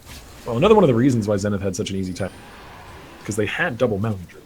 Now they're going to have triple Mountain Drake. If they ever touch a global objective, it's just going to be utterly destroyed. As they'll be doing, I think it's 18% of their damage as true damage to all objectives. That's if my definitely memory and math. Let's see. 30%. I was way off base. 30% of their damage as extra damage to monsters and minions. I was thinking it was 6% per stack. It's 10. That's really, really significant. Yeah, turrets are just going to melt almost instantly, even to something like the Shen Split Push or something. And he doesn't even have any items that increase his attack speed or damage, so he's still going to melt them. That's just crazy. Yeah. Especially if they can get themselves an Elder Drake, because that's going to be 60%, because it doubles all the benefits. It'll be 60% That's so insane. of their damage as true damage to structures that they hit. They'll almost be doing double damage. They'll be doing more than 1.5. What turrets? It's just crazy. Yeah. Admittedly, it doesn't look like this game's going to get to the 35-minute mark into Elder Drakes, but it's still a possibility, I suppose. As Chumpchon doesn't realize he's in for a 1v2. However, RL did actually shoot that end of the line into the wall, so a lot of his front-loaded damage just wasted against the terrain. And it doesn't really look like the Shen was in all that much danger to begin with. Absolutely. He is quite durable. He has the Locket. He has the Sunfire. Locket's kind of a curious choice, because normally that's built in supports, but he felt like he built it, I guess. Yeah, and it's becoming more and more of a solo. It really depends on the match and depends on the player, but it has so much value in terms of the shield if used right. And it just means that they're going to be able to keep Jurassic alive and keep Sudsy alive more easily. That is kind of Jumpshon's job. Split pushing threat, and then in team fights, just keep people alive. And with Shen ult, obviously, he can do that really well, but also now he's going to augment his ability to do that with an extra team-wide shield. Kind of trying to get the ward down over the wall, but it gets quickly picked up by Holy Crap and RL. We're still seeing the Shen just able to bully out a tank in the 1v1. I think this secondary turret in the bottom lane is pretty much forfeit, just looking at how the teams have rotated towards it. There's going to be a lot of damage already coming through off of a 4-member squad with 3 Mountain Drakes. Yeah, the turret goes down. Not to mention Trinity Force. Good lord. Yeah, if Sudsy fires off a rocket and then hits a turret with an auto, it's going to chunk away like a tenth of its health. And Chumpchon's just shredding Iron Water in these one-on-ones. Oh, hook on a Chumpchon, but he doesn't really care. That's the general rule when you're playing against a global source, you know? You want to try and kill the player that's wielding that global power. So go to the mid lane and kill the Twisted Fate. Go to the top lane and kill the Shen. Go to the teleport lane and kill the teleporter. But it's just so very hard to kill this Shen this game. He's got very much tankiness under his belt, and there's so much vision control, as we see being fought for here, that he's never in the dark. Zenith always knows when they're to stop his split push. And so we see Baron is alive, and Zen not quite greedy enough to start it right away, because there is some vision there. Oh, Iconic not able to clear the vision. Yeah. The sheer amount... Oh, Sudsy over the wall. The sheer amount of resources that would have to be used to stop Chumpchon's push for good and murder the guy is just never worth it, pretty much. And we see he is going for that Titanic Hydra, which will give him a bit more pushing power as well as more attack power. Oh! Abrachi would have lived, but yeah, the redemption does mean that he's not so dangerously low that a deadly flourish or another rocket would have finished him off. Absolutely. And they're on something of a clock here on the side of Metzo. They have to answer the Shen, and they also have to keep an eye on this Baron at the same time. Hook onto RL, that is exactly the right target. The smite secure there from Iconic as the fourth shot will land and wipe out both of the AD carries, the jungle one and the bottom lane one. Now Chumpchon, having joined the fight, is looking for a Shadow Dash target. Holy Crap is actually going to get snared. Beautiful Deadly Flourish. And that lives up to its name. Deadly indeed. As Aurelian Soul bites the dust. Absolutely. Holy Crap got a really nice Voice of Light there, but it was too little too late. Aurelian Soul bites the stardust. Ah. Is what I would have said if I was clever and didn't think of it afterwards. It's always the worst. Sadly, I am not that clever. But I am clever enough to think of it afterwards. Absolutely. And oh, Brashi getting and picked up. I have bad enough taste to still say it. This could very well be the game here. I almost said Jane, but that's not quite right. No, not quite. But when so much of the game has been because of this Jhin, pretty easy to put J at the start of it. Hook flying out and not landing on the core TNZ, but the Deadly Flourish does, and that is going down for Zenith. Bottom inhibitor turret will fall, likely the inhibitor soon to follow. However, Zenith are rocking some pretty low health bars. They might be in some trouble, but they don't seem to realize it. Leaping in, down as the collateral damage flies right on through him. Jurassic will fall as well. Zion Water looks to claim the shutdown. Flash forward from I Am Water. There's the Lulu ulti. They might have what it takes to finish off this push, but no, Abrachi is left alone. And maybe, just maybe, able to chase this fight down. Well, Abrachi's going to the auto try to lands. chase. That was a red buff enhanced auto. No, Abrachi doesn't want to keep going. He'll settle for the ward.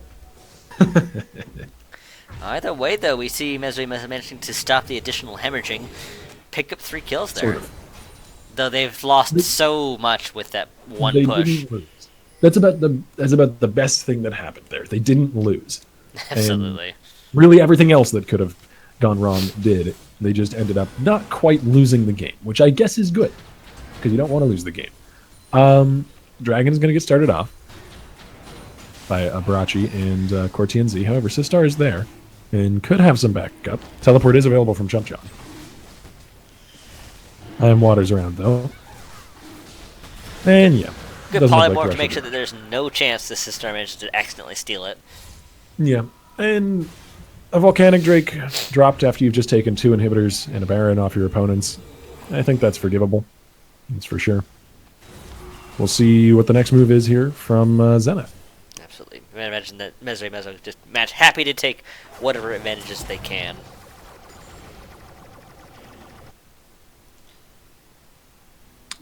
Really, advantage is such a generous word.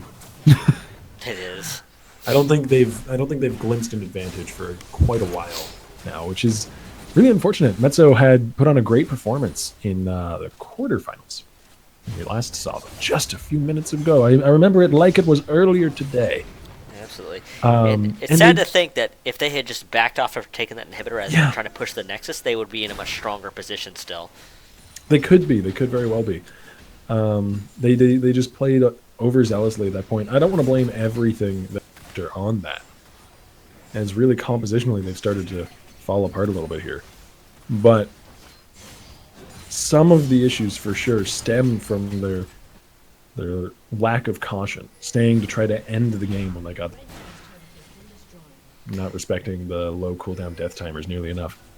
Absolutely. Iconic happy to clear out some wards. Piercing Arrow only doing about 10% of his health. It's a catch onto the Nautilus, but he's not really a very catchable target. Edge of the Night popped on Cortians. As package from Sudsy is going to pull him up to the top lane. So, however, this is really just a distraction as the rest of the team is finishing off the Nexus turrets. One goes down, as does the Graves. Hook onto Water once again. Not really the target they want. As Jurassic is really far forwards, he gets himself a second lease on life off the back of a Stand United from Chump John, though. Teleporting into the fight and allowing his AD carries to do work. This is going to be it. Last survivor is Cortians, and it's no more.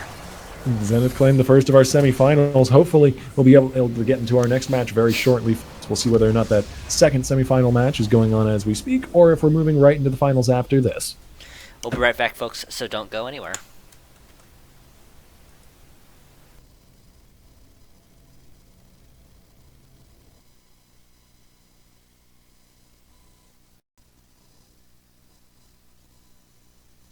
Oh, I could be all it is you need, 'cause we are trying to find a way to feel. If I could sleep, I'd dream of what we'd be, but I can feel you slip further from me.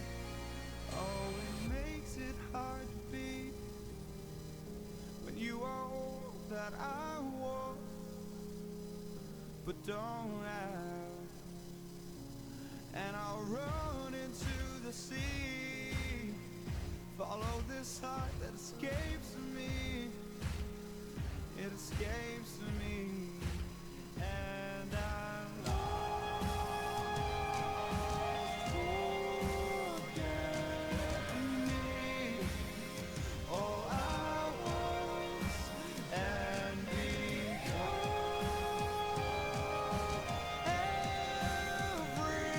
Everything, all I want.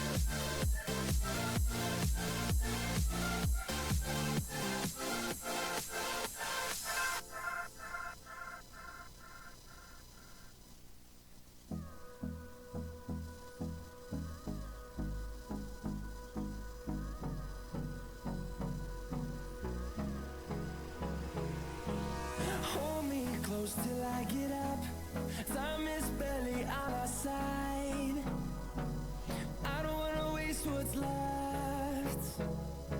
The storms we chase are leading us, and love is all we'll ever trust. Yeah, no, I don't wanna waste what's left. And on we'll go, through the wastelands, through the highways, till my shadow turns to sun rays. And on we'll go, through the wastelands, through the highways, and on we'll go.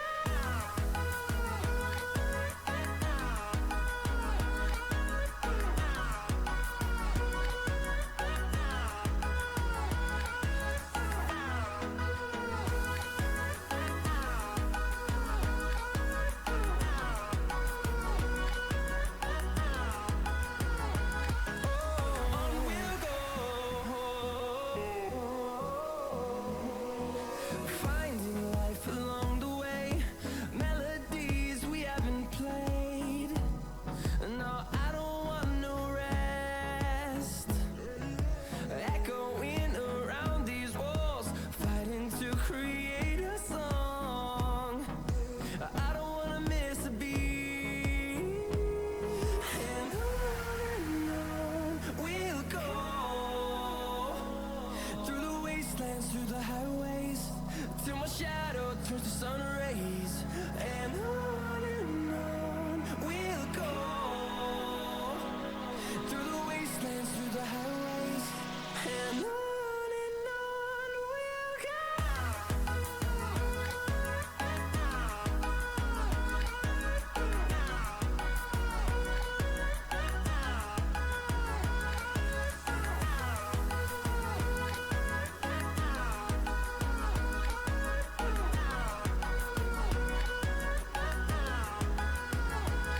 And we'll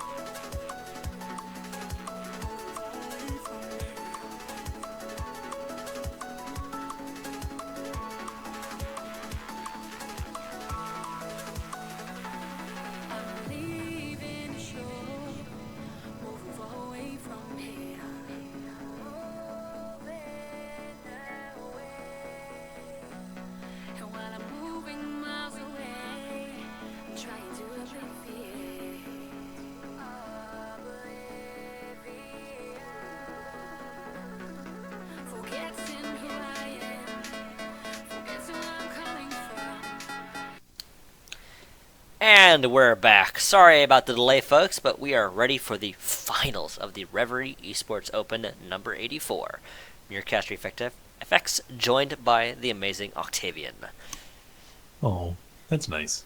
Thank you. And indeed, yeah, we're heading into the finals here, which is our Saturday tournaments now do have a best of one final to cut down on the amount of time that we have to cast on a Saturday night, as we have had more and more and more teams signing up than usual. Though tonight's matches have been relatively quick. Absolutely. Explosive and quick, which is the way we like them. That's the way I like it, for sure, as a play-by-play guy. I don't know about Effect over here. He doesn't have a lot to teams pick just full damage and no front lines. But we've got Thresh banned out here. Sistar actually was playing that in the semifinal match, so interesting to see it banned out. Most likely a respect ban towards Dillaran, I'd imagine. It's the only way that gets that sort of, importance. And a lot of focus on the mid lane towards Sudsy in the bans that we're seeing from Supernova. Very curious to see if maybe we see a Corki ban, because he was playing that before. He did quite well. Yeah, Sudsy, from my experience casting the guys, is a bit of a tough one to ban out. Pretty wide champion pool as far as it goes. Iconic can be taken off of that. Graves, Kha'Zix banned out as well by his own team. And if we do see the Teemo locked in here, it won't actually be a Teemo. I would just like to curb everybody's enthusiasm real quick. Some of these players don't have all of the champions, and so we might see a lock-in that is simply meant to represent a different champion. Because you don't want to be forced into a certain pick order simply by not owning all the champs. So you pick a proxy, you make sure that both teams are aware of what's actually being picked, and we just remake the draft real quick the second time around, so that everybody gets to play what they want to play, rather than being forced onto a champion they're not prepared to play, or being forced into a pick order that leaves them vulnerable. Absolutely. So there you go. That would be why we'd see a Teemo lock in here. That's probably why we're seeing a Teemo hover as well. And we will be informed as to what this Teemo actually is if it gets locked in by the time we're through with the draft. And before it's actually a first pick Teemo.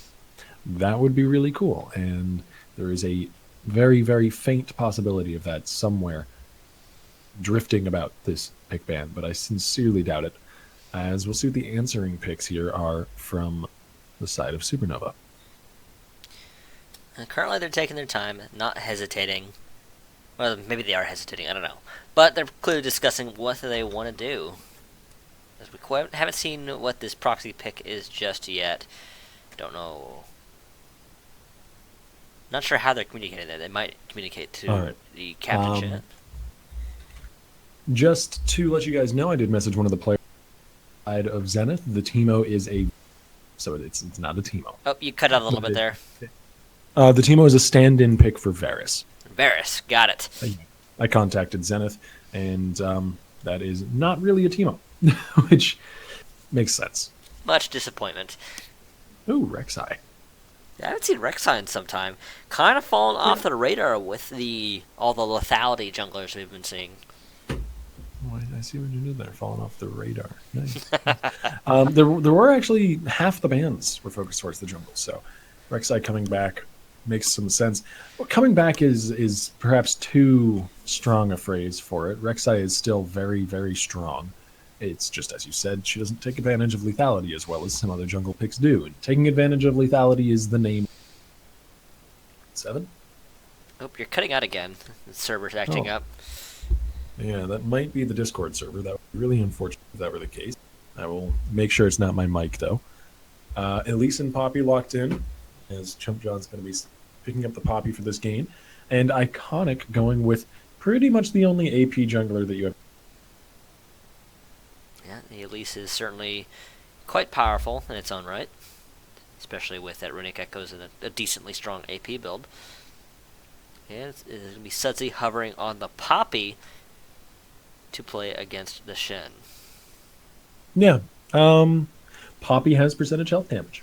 So the problem that Nautilus ran into Shen last game was that he couldn't handle the 1v1 because he's damage the Shen at all, whereas Chen could do some amount of damage to him, which was more than zero. It meant that he came out on top in the trades. Poppy, I think, does a lot better into the Shen pick, as well as having just maybe more of an ability to counter him out with Steadfast Presence being really good actually against Shadow Dash. Corki, presumably for the mid lane, and Malzahar for the support, though there's a lot of picks. Malzahar could go mid, and Corki could go AD carry if they wanted to, so we'll see what they do.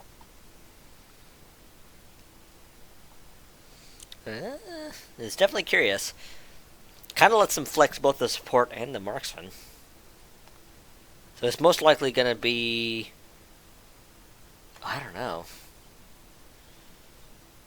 We are seeing a hover on the Misfortune. Yeah, MF, I think, is a smart pick here if you've got a read that it's Mal. Because MF actually does pretty well into the Malzahar support. With the double up passive. The love tap passive. As well as having really, really easy ability to break spell shield with Make It Rain. Just basically just guaranteed going to land. It's almost impossible to miss that. It doesn't do a lot of damage, but it will pop his spell shield and allow you to go all in on him, perhaps. However, the danger of picking Fortune is in the flexibility of the Corki Malzahar picks, in that Malzahar could then be flexed to mid lane, and they could pick Zyra to counter it. That's why you don't see that. Or pardon me, they could pick, not Zyra. Zyra wouldn't do it. They could pick something with a decent amount of engage, perhaps. Alrighty. We did have the disconnect, and it was a Jhin as the last pick if you missed it. Mm-hmm. And that Teemo, for those of you just joining us and seeing the end there, that Teemo was a Varus. So it'll be the becoming more and more bread and butter Jhin versus Varus bottom lane as we get the pick band back together once again. Give us just a few minutes. Trying to remember all the picks here. Hopefully we get a moment to discuss it. Well, actually, while we wait, I'll go ahead and take this opportunity to announce our raffle winners, which I'll put into the chat once we physically announce it. We're doing 2 this time. We'll do 3 more after the match, which is, for now, it's going to be Rose Noir White and Energy Esports are our raffle winners. Let me go ahead and type this out in the chat. Yay, raffles. Yay. I'm excited. I'm a little bit excited. I know my voice doesn't convey it very well, but my excitement is palpable, I promise you. All 10 players are here in the lobby, so it's just things rolling once again. We'll be getting through the same picks and pans as last time. As we said, Jhin was the final pick there for Supernova, and the Teemo was a stand-in for a Varus first pick. Once again, emphasis on getting the Varus into the Jhin, on picking that over the Jhin, which is something of a point of contention. As far as some casters and analysts are concerned, players that I've talked to seem to lean both ways, depending on who you ask, which one comes out on top. But we're going to be seeing Jurassic preferring the Varus going into the Jhin meta. I kind of lean towards the Jhin, but I've just seen so much power out of Varus's with those piercing arrows. When they never miss, it's such a huge problem for the other enemy team. True. I just personally like the Jhin a little bit better because he's got a little bit more burst damage. He's got more sources of damage. Varus has a lot of damage front-loaded onto the piercing arrow. So as you say, if he always hits, it does a lot of damage. It's really good. But if he misses, he doesn't really have a lot else to throw at that fight unless he wants to ult and go all in. Whereas Jhin, he's got his damage a bit more spread out throughout his kit. He can land some good damage just with his auto attacks. They're really high burst. But he's also got decent burst coming from the Dancing Grenade. However, all that aside, we're going to get through the picks and bans again once more really, really quickly here. Same picks, potentially same bans. That doesn't really matter as long as they do the same picks in the end. And we'll get into the match. Oh no, they've banned Aatrox. What will we do? Well, I'm not going to be a part of either of these teams. It's okay.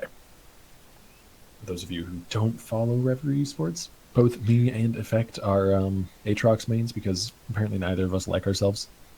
Though he's getting a little bit of a rework. He is. I did see that. I'm a little... Interesting for me. I don't think that's going to fix his issues, but I'm happy he's getting some love before he gets the big rework and the diver update. Yeah, and honestly, Riot's soft reworks, this is a personal opinion of mine, I feel like Riot's soft reworks are often more successful than their full reworks on the whole. Things where they, like, I really like New Catarina. and she's got almost the same kit, just a few tweaks. I really like New Shen, and he's got a really similar kit with just a few tweaks. And whereas something like maybe the Mordekaiser rework is something you can look at and say, well, maybe they didn't do so well. Though, to be fair, Mordekaiser does have a really similar kit as before. It's just kind of hit or miss. So I'm a little excited, but that's neither here nor there. Aatrox was never going to be picked, is banned, cannot be picked, and we've got both compositions fully locked in. So, let's get into the action. Let's get past our prattering and get to the rift. Absolutely, we're just waiting on that final lock-in, and then we'll have the 4-minute delay, basically, because there is an additional 60 seconds there. And as we suspected, it was a Malzahar support and a Corki middle, with the Jhin as the last pick. I mentioned it during the original picking ban. I feel like Supernova picking Corki Malzahar third and fourth picks was so clever, because you saw Sistar wanted to play the Misfortune into the Malzahar. But the fact that you pick a mid laner that can go 80 carry and a support that can go mid means that they couldn't safely pick the Misfortune support and not have it be countered, because Misfortune support is really counterable. That's the main weakness of the pick. It's really good into certain things and really bad into others. So it was a way to get the Malzahar pick without it being countered pretty much guaranteed, which is awesome. Really clever. Absolutely. Well played on Supernova's part. And that is going to be our first minute. We are entering our 3-minute delay now. So we'll be taking a small, tiny commercial break. And as soon as we're in game, we'll be back. So don't go anywhere, folks.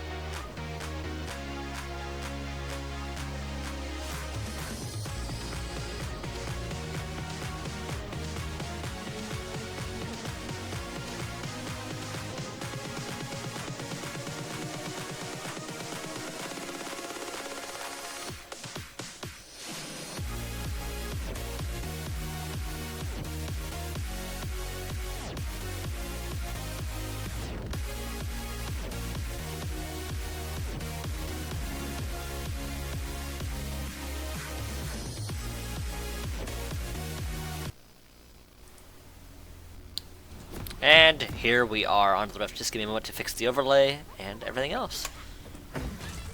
And good evening, everybody. Good morning, good afternoon, good whatever wherever you happen to be.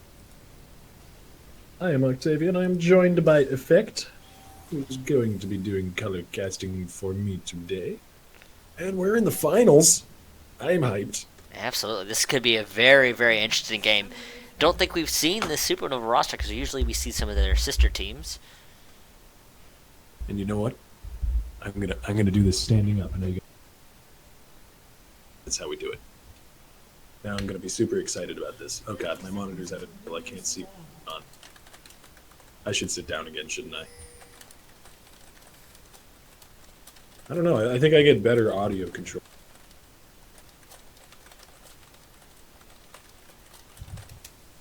This is quite the exciting gank. It's Nope, hey, there it he is. threw the shield. He did it. It's like, take that, pie cake lord. Oh man, a good start to the game. A good start, I think. Yeah. Pie cake lord has been humiliated in combat. Oh, there's another one. He got the shield that time. He's okay. He's okay. Not as disastrous as the first time around. That. Sistar and Jurassic making a return to that bottom bush that gave them so much success right at the beginning of that last match. That's very true. Yeah. Dylan is Go. He This does could have be that bad. spell immunity. It gets popped by that auto there. They're getting flanked on this time, a little bit different than the last time around. Jurassic's actually going to take about half his health on the way out. Not as fortuitous. That's what happens in the semifinals there. Absolutely. Pretty close to even there, though Solos Inferno has a lot more health. There's Jurassic going to take a dancing grenade on the way out. And again, one of the reasons why I do like the Jin a little bit better. He was trailing as well. Matched up with the powerful level 1 of a Malzahar, or powerful-ish level 1 of a Malzahar. They might be able to make something happen down here. There's the level 2, speaking of. But Sistar and Jurassic can be able to back away. And Shadow Dash on to Chump John. We'll see where the first real action is. Seems like this bottom lane is ready and ready to go. It feels like there's a lot of action in all the lanes. Every time we see the mid lane, they're both about half health. And ooh, that's an interesting choice. I just noticed that Fastamachi has gone with Cleanse this match. That's really not going to serve him all that well in the laning phase. There's not a lot to cleanse off of an Shockwave can't really be cleansed. I suppose you can technically cleanse the knockback and flash as the animation is happening, but that requires godlike reaction time. It's not going to be a feasible option, really. And I guess you can also technically cleanse the slow, but it's really not that impactful to see. But where it's going to shine is later on. Cleansing cocoons, maybe that'll work in the lane, actually. Cocoons, Chain of Corruption, the Iconic looking Polymorph. for an invade there on the Potluck. Oh, Chumpchon just getting shredded there by those and buffed up autos. Ooh, Dillaran almost takes an arrow in the corner. And yeah, Cleanse is really going to serve him best, potentially in ganks against Iconic, and later on against the Jurassic, as you mentioned, as well as Ram Jam Wall Slams from Chump John, pardon me. Though if they win, he will metamorphosize into Champ John. It's a beautiful thing, really. Absolutely. Dillaron taking a good chunk of damage there from that Glitter Lance and the Piercing Arrow. Yeah, I think there was a teleport pulled in as well. Both teleports. Get teleported in onto that ward in the bush. Yeah, that's a fun little phrase to say, blue buff bush. I like alliteration. That was a bit of an aside. Yes. Well, Well, a whole lot of nothing happening after those teleports. some very, very significant nothing. Nobody went down, nobody died, that's for sure, but the camp was actually stolen away by Iconic, whose aggression eventually paid off. And it's just really interesting to see how much both teams were willing to invest in that. Pardon me. Both of them recognizing how important that early map pressure is. Very little hesitation for both teams to just use their teleports to make sure that they had even sides. And Studsy's going to go for the trade. Actually, didn't quite manage to land the connect. We have yet to see First Blood go down one direction or another, but it's certainly not had a lack of action. and a lack of resolutions. Absolutely. See that Sudsy has at level 5, so that means it shouldn't be too much longer where we see him at level 6, though Fast the Magi has just caught up. We've had a lot of action and no resolution. Dragon Ball Z of League of Legends games. Just constant build-up with nothing actually ever happening. Keep building the tension forever, and more building the tension. Oh no! Oh, stutter. Even more tension! I don't know if you're seeing this as well, Effect. Okay. Okay, Did you get that as well? Yes. A good Okay. 3-4 second stutter there. We still at 535, 36, 37. Yep, Awesome. on the same page. Yeah, the spectator has been a little bit problematic today. Apologies for that, everybody. But, That's Riot's fault. That's not ours. There's nothing we can do about it. oh, nice steadfast presence there. And that was one of the things I mentioned might be a powerful interaction for Chump Chop. But maybe a little bit of lag, it looks like, for Dillaran. And hopefully we'll be able to resolve that very quickly. I do want to say, though, that when you have a game that bubbles that just simmers below the boil like this between both teams, it's a mark of potentially really good teams or potentially kind of mediocre ones. Because either both sides are dancing perfectly around one another or neither side really knows what to do. And it really seems like the former in this match as opposed to the latter. And I would hope so, because we are at the final. I would hope that these teams are both quite good and not quite mediocre. But I suppose we'll see once this last 0th second counts down. Oh It's my. taking its time. It's this is the longest 0 seconds of my life. Yeah. The last time it took me this long to get nowhere was so. That was a really depressing joke. A little bit. I've never actually been either. So. In the mid lane, it's worth noting that Sudsy does have a lead in CS and, of course, has a higher health and mana pool currently. And Fast the Magi has no more corrupting charges. And in these sort of quieter games where the players that shine, the players that really thrive, are the ones who know how to eke out those tiny advantages. The ones who know how to just get a little bit of a farm lead or get a little bit of vision control or something and then turn that into more snowball it forward. And Sudsy is certainly one of those players. I've followed this guy in the amateur scene for a while now. I've seen him play for a lot of different teams, and he's always been reliable. Something I've said about him in the past. And something I'll probably continue to say is that he doesn't lose lanes. He may not win every single lane, but he never loses. The only lanes where he doesn't win are the ones where he top. He's just singing your praises, Sudsy. It seems to be for every time we see a Corki Orianna matchup, the Valkyrie is always used to dodge that shockwave. Yeah, maybe one of the reasons why you see people pick it into the Orianna is the Valkyrie is, I guess, just fast enough to get outside of the shockwave if you have the reaction time. Sudsy still has an advantage in this lane for sure. He's going to be able to push up another wave here before get a further CS lead over Foss. Honestly, that shockwave missing isn't a huge deal unless we see focus on the mid lane from the junglers for the next few minutes. So Absolutely. that may lead to potluck being too. It's also worth noting that Fast the Magi has picked up a Hex Drinker on his very first back, so having just enough gold for that, and that is going to, of course, give him a much easier lane against Sudsy. Be matched up with by the Lost Chapter, though, which will allow Sudsy to continue the shove that he was executing. That mana sustain, very useful for him. And we continue to see relative quiet. It's a rift, but it's the kind of quiet that comes right before a storm. Imagine should it take another 5 minutes or another 2, the storm will be erupting pretty violently, as it does. It's definitely going to be interesting to see where that tension snaps first.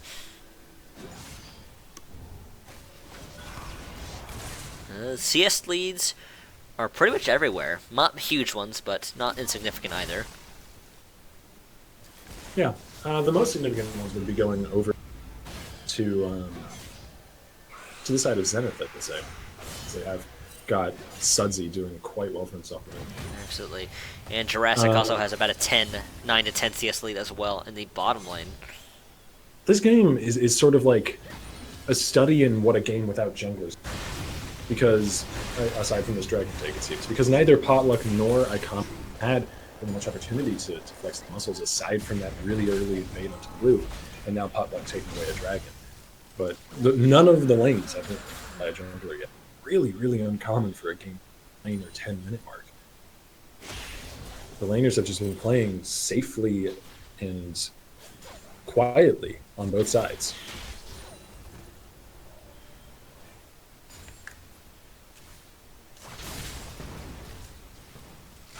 It's an interesting match, even with the lack of action. To some degree, because of the lack of action. Absolutely. This is definitely the quietest final we've had in a while. So far. The Air Drake gives Potluck a little bit more maneuverability on the map. You may see where it goes with that. Speaking of maneuverability, Iconic has gone for a really interesting starting choice of Sorcerer's Shoes as his first buy. Usually when you see a jungler buy boots this early on, he goes, that jungler will be going for like boots 5 or something, but Foss the Maji going to be Valking for Shen teleporting in. Shadow Dash falls just short. I think Sudsy may yet be able to walk out of this one. The Dissonance going to be slowing up Pie Cake Lord. If he can get to the other side of that blast cone, will rocket himself into the empty wolf camp and make it to safety. Oh man, that's so very close. Pie Cake Lord was so close to landing that. Like tickling Sudsy's rear with that Shadow Dash. Chump John may go for something. Maybe not literally now, as Pie Cake Lord's going to be turning around. But there's no flash on this Shen. However, there is a Rek'Sai coming up the river. It could be more than enough to make up for that. Nicely done by Chump John, though, as Potluck gets denied on his route in. Yeah, he's definitely been on point with those steadfast presences. Yeah, for sure.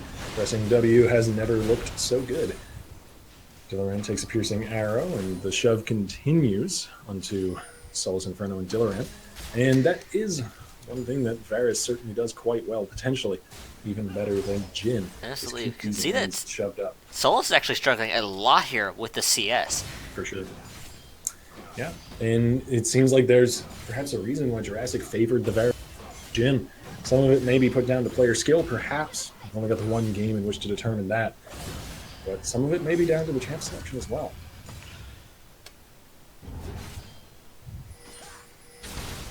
Rek'Sai spotted out in the jungle there.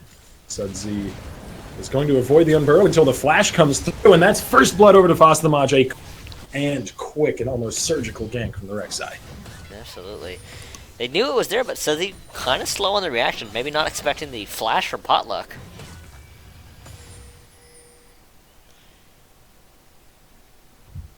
Doesn't really have anything to counter the flash either from Potluck. Didn't have his flash available. So that was really taking advantage of the previous gank of sorts from Pie Cake Lord, and making the expenditure of the Shen ulti and flash worth it. However, it is just a small stopgap in the bleeding that is continuing. And Zenith still has a gold lead even despite getting up that first blood. So Supernova have to find more permanent solutions to their problems than a single pick onto the Orianna. Absolutely. This game is far, far from over. The gold lead is actually still just even with that first blood. Mm-hmm. A lot of it is down, well, pretty much all of it is down to the CS leads. Package available for Foss. Flash still not available for Sudsy, and neither is Heal. So we could see yet another gank in the mid lane. Wouldn't really surprise me that much. I do feel like Potluck maybe needs to visit the bottom side here, because I think that this hemorrhaging needs to be bandaged up here on the bot side. There's the package from Foss. The secondary Valkyrie as well, but Sudsy's going to pull him in. All that much damage, still lacking some damage himself, despite having finished off. When Anna comes, Foss is going to use that cleanse that we questioned earlier to avoid Cocoon that could have ended his life. And that's another kill going to the Corki. Absolutely. So that's how you turn that lane around. Get him 2 kills. And Morellonomicon doing some nice, strong work right at the beginning of the game, pretty much. And it's worth noting that Foss doesn't even have a Sheen yet. That was just Phage Hex Drinker, so he's doing quite a bit of damage, even without it. And Sword Shoes. Yeah, Sword Shoes, yes. Corki does a lot of magic damage, even more than he used to, back when the Sword Shoes build was first popular. Chump John not quite landing the stun. Doesn't want to keep taking the trade without it. And over the taunt onto him. Loses his shield as a final parting blow. And they trade about evenly. Pie Cake Lord with a very interesting build here. Kind of splitting in between the Tiamat and the Sunfire, though it looks like he is going to be finishing that Sunfire first. Yeah. I don't know if he really intended it that way, but it is kind of the maximum clear speed. There's the ulti onto Dillaran after popping. and Jurassic will claim the kill. This is where Zenith is strongest down in the bottom lane, and they are going lathering on even more strength as the piercing arrow does fly a little bit wide. They still claim themselves a kill and make it out. Probably safe and sound. A few bullets are flying through, but Solus gets it. Yeah. Iconic, happily gonna body block those curtain calls. And Pykeko actually using his teleport to cover that bot turret, while Potluck covers the top. Nope. Did you knock over your mic on accident? No, sorry, I just tapped it a little bit. Am I still audible? Yes. All right, good. Apologies for that. Didn't mean to make loud mic sounds in everybody's ears. Well, this game is... I mentioned it earlier. It's sort of sizzling. It's bubbling right under the surface. Neither side willing to give an inch lest the other take a mile. The mid lane has seen a reversal of fates. I mentioned that Sudsy doesn't really lose lanes. 0-2 into this Corki. Seems like a bit of a loss. There's the flash dash from Cake Lord, and Sudsy goes down again. Real focus on this mid lane. Not only in the game itself, but also in the pick bans. There were 2 bans against the 2 mid lane bans, so Supernova really focusing out that mid. Foss will go down as Iconic comes. Iconic saved the day. Either way, though, Sudsy is still going to have a very difficult time because he is the subject of some very aggressively used Stand Uniteds. Yeah, which is really curious. You don't often see that as aggressively used as Supernova has put it to use this game. A point in their favor for sure. Absolutely. Whenever we take more see dashing for the 1v1. Not really too much action going to go down up here, though. Severely overextends, which seems unlikely. Meanwhile, though, Jurassic and Sistar are continuing to pull further. I think the focus on the mid lane has been successful. They've gotten a fed Corki, they've prevented a fed Orianna, and they've done a good job in the mid lane. Supernova. They need to shift focus to the bottom lane, at least partially. Maybe send a Corki package down. Maybe have a Shen ulti, one of their aggressive Shen ultis, come to the bottom lane. Something along those lines. Because Jurassic and Sistar are now going to roam out of the bottom lane, apply that pressure elsewhere on the map, and try and get more and more turrets for Zenith, who already have gotten that first turret blood. Absolutely. Because they basically traded their first blood for first brick. And as a result are keeping about 1k ahead. Now 1k is not huge, but they can't really let this grow anymore. Less than it used to be. First brick no longer is quite as good. Just this recent patch has nerfed it and gotten rid of most of the extra global gold that it would give. It still, of course, gives basic turret global gold, but now you only get extra local gold for having it be the first turret taken. So valuable, for sure, but not 650 gold to one person levels. Which was kind of silly. There's the rotation by Solus Inferno, though Dilaron is actually helping out with that dragon, so that is going to be the second dragon of the game going over to Supernova, giving them another. Inferno get done to half. There's the ulti from Jurassic, and this is a dive onto the top. Really finish off the Jin. And we're coming back down right in front of Cake Lord, who doesn't quite have the confidence to dive in onto him, and I think deservedly so. He was getting flanked by even more members of. This could be an outer turret falling. And it is a bit of a result of Cake Lord not having the defensive items that he might need by building that Tiamat. Yeah, to some degree. On top of that, it was just slightly better rotations by Zenith. They were the ones who got their duo lane to the top side of the map first, which is a strategy you're seeing more and more common. After a turret falls in the bottom lane, both will rotate their duo lanes up to the top side of the map and contest those outer turrets. And Supernova, still yet to take a turret of their own, is starting to feel the pain of that. Global gold is pretty significant. Chumpchon, though, going to be taunted up here in the jungle. Flashing over the wall creates some distance. May yet be able to continue this chase. Does have that sort of sonar vision of him, but Keeper's Verdict keeps Chumpchon relatively safe. And Fastamante doesn't have the damage, at least not to burst him. He valks forward into the shockwave. He actually tried to cleanse off the shockwave there. That doesn't work unless you use a movement skill as you get knocked back. An instant movement skill, no less. You basically have to cleanse it and then flash. It's the only thing that works. But he still didn't go down, so in the end the points kind of moved. Absolutely. I kind of caught between two people here, Soulless Inferno and Potluck and Dillaron. He skittered about as long as he could. He's going to buy a little bit of time. That is going to be a nice, easy pickup by the curtain call with Soulless Inferno. That's really important to get that kill onto Soulless, actually. And I actually mixed that up. Oh, Potluck. there's the ulti into Potluck. Coming in once again, focusing in onto Suds. So much pain. They've made this Orianna experience. Flash dash onto Jurassic. Beautifully done by Pie Kick Lord. Got the taunt there onto Sistar as well. I just want to point out that was probably one of the best Shen E's I've ever seen. That was pretty amazing, I'll bet. He didn't start the animation and then flash immediately. He let the animation halfway complete, so he hit the Lulu, and then flashed, so he also hit the Varus.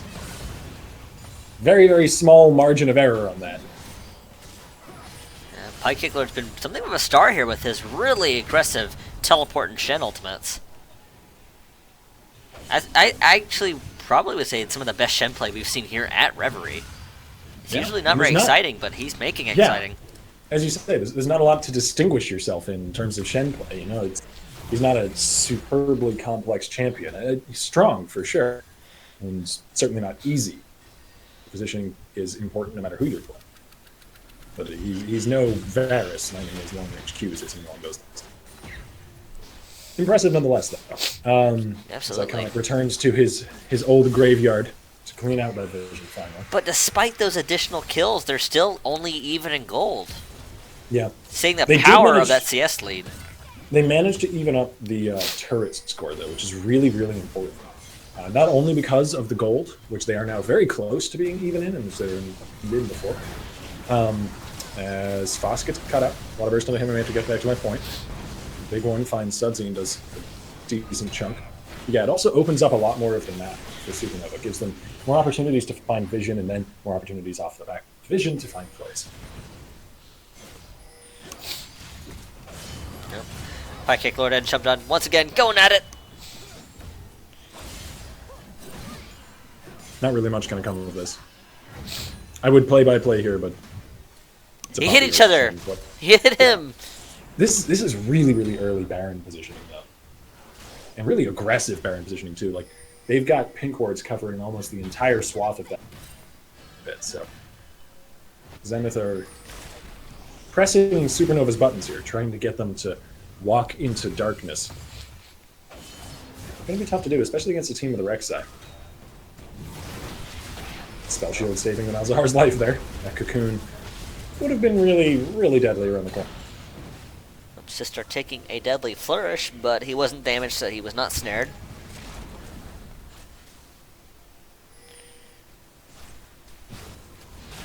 It's just kind of both teams looking for that crucial opening here. And it could definitely go ahead. Could definitely go either way here. Mm-hmm. We could see just how incredibly dangerous Jurassic is, but it's worth noting that Fast Magi is also really dangerous. Yeah, and Solus is starting to come into his own as well. After a rough laning phase where he was showing pretty much continually, he's managed to hit some of those really important item spikes. He's gone for the Yumus. He's going for, now, instead of the Edge of Night that Jurassic picked up, because Edge of Night just got nerfed, we're seeing a lot more people going with the Yumus into an Infinity Edge second. Getting a lot more auto-attack focused damage that way, and Infinity Edge does give still a lot of solid just AD in and of its own right, but getting a bit less penetration, a bit less lethality, which I think I'm okay with, personally. I don't really want to be part of League of Lethality, but it's an interesting choice for sure. Interesting mainly because Jurassic isn't opting for the new build and is instead going for the Edge of Night second, which does make a little more sense on a Varus for sure, because you don't get that guaranteed crit every fourth shot that gets enhanced by the Infinity. Nope. Slow into Dillaran. That shield once again saving Dillaran's life. Yeah, not nearly enough to make anything of. as Chunk John continues to hold back the tide of Shen. Meanwhile, though, Dragon goes down. Another Air Drake. Yeah, Solus actually soloed that one out. This is our second game where we've seen 3 of the same Elemental Drake taken. It's really interesting. You don't see that often. And it's going to be a very fast potluck, though.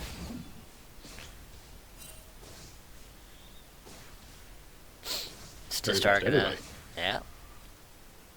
Sistar gonna happily take out that vision around that Baron pit. Zenith gonna make sure that nothing happens to this Baron unless they die first. Zenith has had, I'd say, overall a little bit better vision control of the pit, but you can put that down even just to the fact that they're on blue. They have better access to the Baron pit because these teams are so even otherwise. It's one of the only things I can really account for there. Admittedly, they do have a little bit better pick. I think if somebody turns a corner, it's scarier to turn a corner into the instant DC of a Varus and Orianna potentially pressing R right on top of you. But Iconic getting over aggressive and once again getting caught out. Nearly going to go down. Costs this team an ultimate there on the way out as well as the heal. As Sudsy's caught off alone from the rest of the team. And Shen ulti will be burned trying to chase him down flat over the wall. Sudsy makes it to safety with Sistar now going to be the focus of the Malzahar ulti, and eventually somebody was going to get been clicked at. There's the Jhin ulti coming through as well. It's a killing spree for Pie Cake Lord as the spider gets squished. I don't think they can really realistically chase down Chump John, but still a great trade for Supernova. But Chump John flashing in. The Hammer Smash comes down. He didn't land the stun. Crucially, Dissonance nearly brings down the Shen. Flash away from Faust the Magi. So many blinking health bars for Supernova. Okay, 1 fewer blinking health bars. Dillorun goes down. Wow. Zenith making sure that they managed to actually make that even 2 for 2. Yeah, this is such just a tooth and nail game. Neither side is giving up anything without exacting a heavy price for it. But I have to be critical there of Iconic. He was once again clearing vision too far into the river. That time his team was around to rectify the error, but this game is going to be a game of inches, and you need to be aware that you're under threat almost at all times, even as the Slippery Elise. Absolutely, and it's worth noting that Zenith actually come ahead in that inch by taking that turret there. That's true, yeah. A secondary turret in the mid lane, or pardon me, sorry, just the outer turret in the mid lane. Still, that outer turret's a lot of value. It's going to open up the map a bit more for them, as well as give them a little bit more gold to work with. Again, the lead swings back, but only by a margin of a few hundred. And really, it hasn't grown further than that to either side this whole game. The only real strict advantage, one way or another, is the triple air Drake to Supernova, which I think is probably, if Zenith had to choose 3 Drakes to give their opponent at the start of the game, they probably would have chose 3 air. Most likely, yes. Poor Air Drake, it gets no love. It's not as nearly as bad as it used to be. That is true. It's still worth contesting, but I'd say Mountain Drake or Volcanic Drake is much, much worse. Ooh, curtain call. And Jurassic down to half health from that Jhin ulti, as well as... And that's going to be the secondary turret falling in the mid lane. Supernova take back the turret lead and the gold lead. It's a nice, strong, solid push by Supernova. Dillon almost going down himself, but he is going to be able to walk away without dying. And this is just such textbook League of Legends from both teams. I mean, really, it's just a matter of who makes a mistake, because if both teams are playing the same strategy, whoever just executes it slightly worse is going to end up on the chopping block. So, and they do only get 1 chance here. This is a best of 1. Yeah. And there's a little bit more riding on the line this time than usually. The victory in our Saturday tournaments is only worth a buy-in spot at our Sunday tournaments, our monthly Sunday tournament, which does have a cash prize. Say only that's pretty good. It's pretty good. You don't have to pay any money to win some money. But this Saturday we are sponsored by Haste, who have been so very kind as to provide a prize pool for our tournament. So the victors actually do get a cash prize split among the team. As maybe why Zenith and Supernova are playing so carefully and collected with one another. Oh no, Sudsy. Yeah, this guy has not had luck this game. So the Prey Seeker's going to land. The shock high kick Lord back, but he still had access to his E. And Solus Inferno is on a killing spree. Absolutely. See that air Drake actually coming into play a little bit there. That They're able to could be get to enough him to queue so Baron. quickly. Yeah, Foss over the wall. Baron's getting started. Vision control in the Baron pit as well. Double pink wards doing double duty. I don't think it works like that, but I don't know enough about pink wards to dispute it. Iconic in the back of the pit there, looking for a way in to potentially steal the Cake Lord, looking to keep him from getting in for that steal. There's the secure going over to the rack. Close on that one. 900 health or so when the Elise repelled into the pit. This could still be a victory here for Zenith, though, as they can chase. Predict tossing Malzahar's Voidling back with the Shen. And the slow lands onto Dillaran. He flashes away from a piercing arrow, but I don't think he has a second flash available for this Poppy coming over the wall. So they managed to get the 2-for-1, but Supernova secures the Baron. Chumchon wants more. He's chasing after Solus, but that Air Drake buff just kicked in. Yeah, there's no way he catches him now. Absolutely. He would need a Demon Split to have any hope, and even then, that triple Air Drake buff is going to be huge. Yeah, Triple Air Drake pretty good, it seems. It saved the AD carry's life at the very least. As Foss is doing his best to nettle We away. can kind of attribute that to them, the triple Air Drake letting them catch Sudsy as he was overextended. Yeah, potentially as well. It's certainly proven valuable at points. As the taunt onto the tank might be enough. Chumchon pulled back into the fight, however, Pie Cake Lord is almost so tanky himself. Shockwave gets avoided. Foss valking out of that. Beautifully done as he claims the kill onto Sudsy. Getting a bit of revenge for the early part of that landing phase, but certainly not the latter bit. Foss has come out pretty far ahead. However, he will be chomped into by Iconic. Keeper's Verdict dodged away from by Potluck as the rest of the fight rages on. It's a shutdown over to Jurassic. He's kiting back away from Potluck as he tries to land that hail of arrows for the slow piercing arrow as well, not connecting. Potluck has an aversion to arrows, it seems, and I can understand that. And it looks like another even fight between these two. But Supernova still took that Baron. You gotta consider that. Absolutely. Did they actually have anyone survive with the Baron? I can't tell if Dylan has it or not. Because I know Potluck went down in the first fight. There were some interesting series of fights. I think actually everybody died once after the Baron went down. Yeah, like exactly everybody died once. So Baron has been eliminated. That's pretty darn big actually for Zenith. Absolutely. I mentioned that for Zenith, that is a very big positive, and we have a bit of a stutter here. Yeah, we've been having these all night. Apologies for that. The spectator client's just been giving us some issues. But it has been giving us both issues at the same time, in effect. So at least we're still on the same page after the stutters, which is nice. If it's going to be uncooperative, at least it's equally uncooperative. And Zenith get their... Showing any sort of They don't! Wow, that's so unfortunate. Deadly Flourish takes it away. Nicely done by Solus Inferno. Oh my. Golf clap. Golf clap for that man. That was definitely huge. That was... That's a really big hammer that Chumchon's got right there. Yep. So it's a really big hammer. That crab has got to be scared right now. We've freeze framed on the most terrifying moment of this young crab's life. He's just like, I want to scuttle around, but they won't let me. Hey, there it is. There's the a bit of pause. lag, it seems, from a player on Supernova. Hopefully we'll be able to resolve that very. Riot, please. But still, Solus Inferno. Great steal with the Deadly Flourish. That retains dragon control for Supernova, who grab themselves a Mountain Drake. And I believe now it's going to be Elder Drake spawning next. I think that, yeah, because the next dragon will be after 35 minutes, so it's going to be Elder Drake. And so there's no more Elemental Drakes to take. That's Supernova with all of them claimed this game. They get the Elder Drake, and they're going to be so fast. Rocket speed. And a little bit of extra damage against turrets and such. Absolutely. Though the gold lead is still over to no, it's not over to Zenith anymore. It's actually flopped back over to Supernova, yeah. Yeah. Flop is a good word. This game really, really flippy floppy. Both. And it's a mark, really, of how evenly matched these teams are up against one another. in the team fights as well as in laning, quiet moments as the game has been so evenly matched.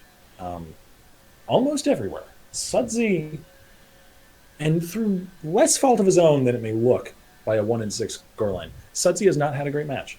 And that's because we've seen so much focus from Supernova on the mid lane. Absolutely. We saw some of the most aggressive Shen ultimates I've seen on something that isn't like a submarine. And I'm still started up here. Yeah, as am I. Hey, there's the hammer. There it is. Oh, it no. finally came down.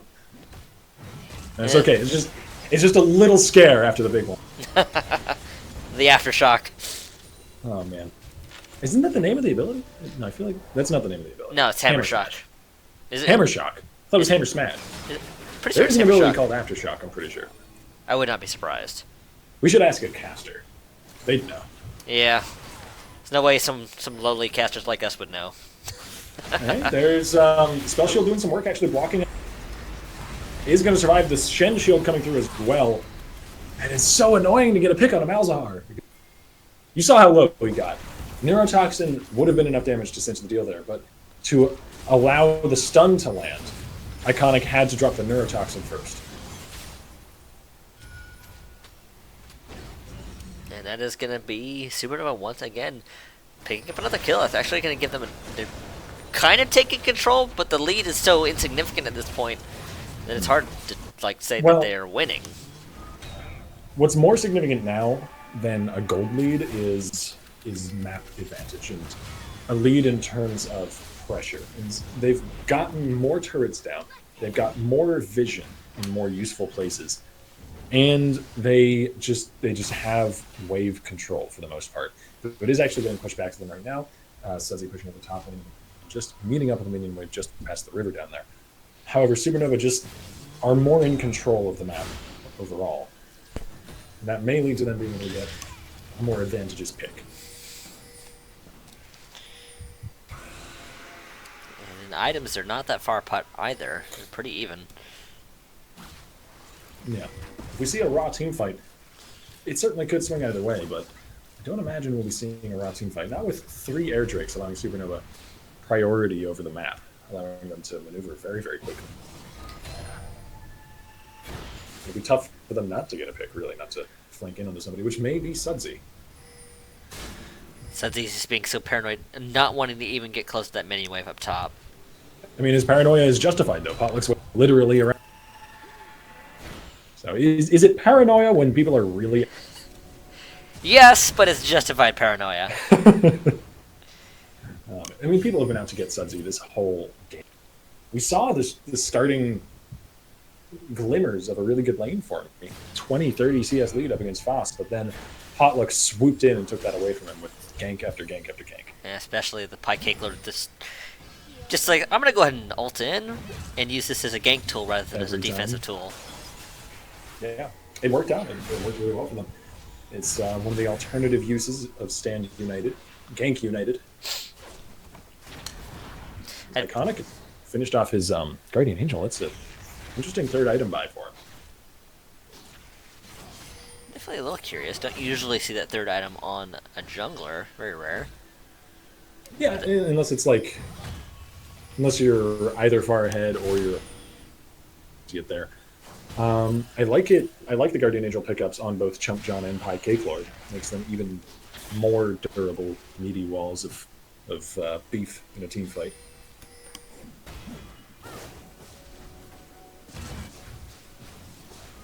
Nope. Slight stutter as the directed camera can't decide where we want to be here. Well, it's kind of the same story that it's always. I don't begrudge the directed camera's indecisiveness, but Iconic may get caught out in the river here. He is a pick, if only because of that. As Champ John teleports in, there's the stun on the Potluck. The double taunt, though, from Pie Cake Lord, nicely turned around. Sudsy is going to be standing right in that heel now, as Pie Cake Lord is getting slowly melted away. There's the package. The shockwave gets dodged away from again by the Corki. Pie Cake Lord's GA is popped. Chump John taking up the front lines is actually going to just ferry a bouncing grenade in alongside a Malzahar to finish off his AD carry, and Baron spawning in just a few moments may not be with us for very long as we see Supernova poised and ready to start in on it. We've got both a teleporting Shen and a Rek'Sai, so they have 2 health bars that Iconic wants to get close here, but Potluck kind of scared off a bit, but this Baron is just dying way too quickly for them to get any opportunity. Yeah, Sistar is the one who's going to get caught turning the wrong corner into the blind Baron pit.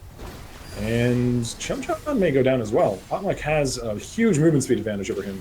He's got air drakes as well as the Deadman's Plate, but his tunnel will be interrupted. I feel like he could have just kept walking or tunneling, burrowing up to him, not actually used his movement skill and just gotten underneath him that way. But one way or another, they didn't really need that kill.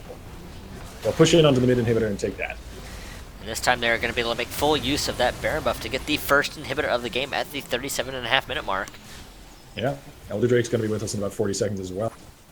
Pretty easily choreographs where we'll probably see Supernova go next. You can see pings down to that area. Absolutely. We'll see Piekickler make a good push onto that top side. Or maybe it's going to be Solus Inferno. No, he's just going for red buff. I think it's pretty reasonable to say that this Elder is going to be the final big opportunity for Zenith to get back into this match. Because we're late enough in the game, if they get a full team wipe, they could just push up and win. Yeah, but more importantly, I think, if they lose this Elder Drake, they're in real... Potluck does get caught out a bit ahead of his team. Difficult to bring down, especially with his Chen Shield helping. Sudsy's gonna fall, Solus Inferno weaves some bullets in, but they will trade it back for a jungler, as well as Jurassic going dangerously low.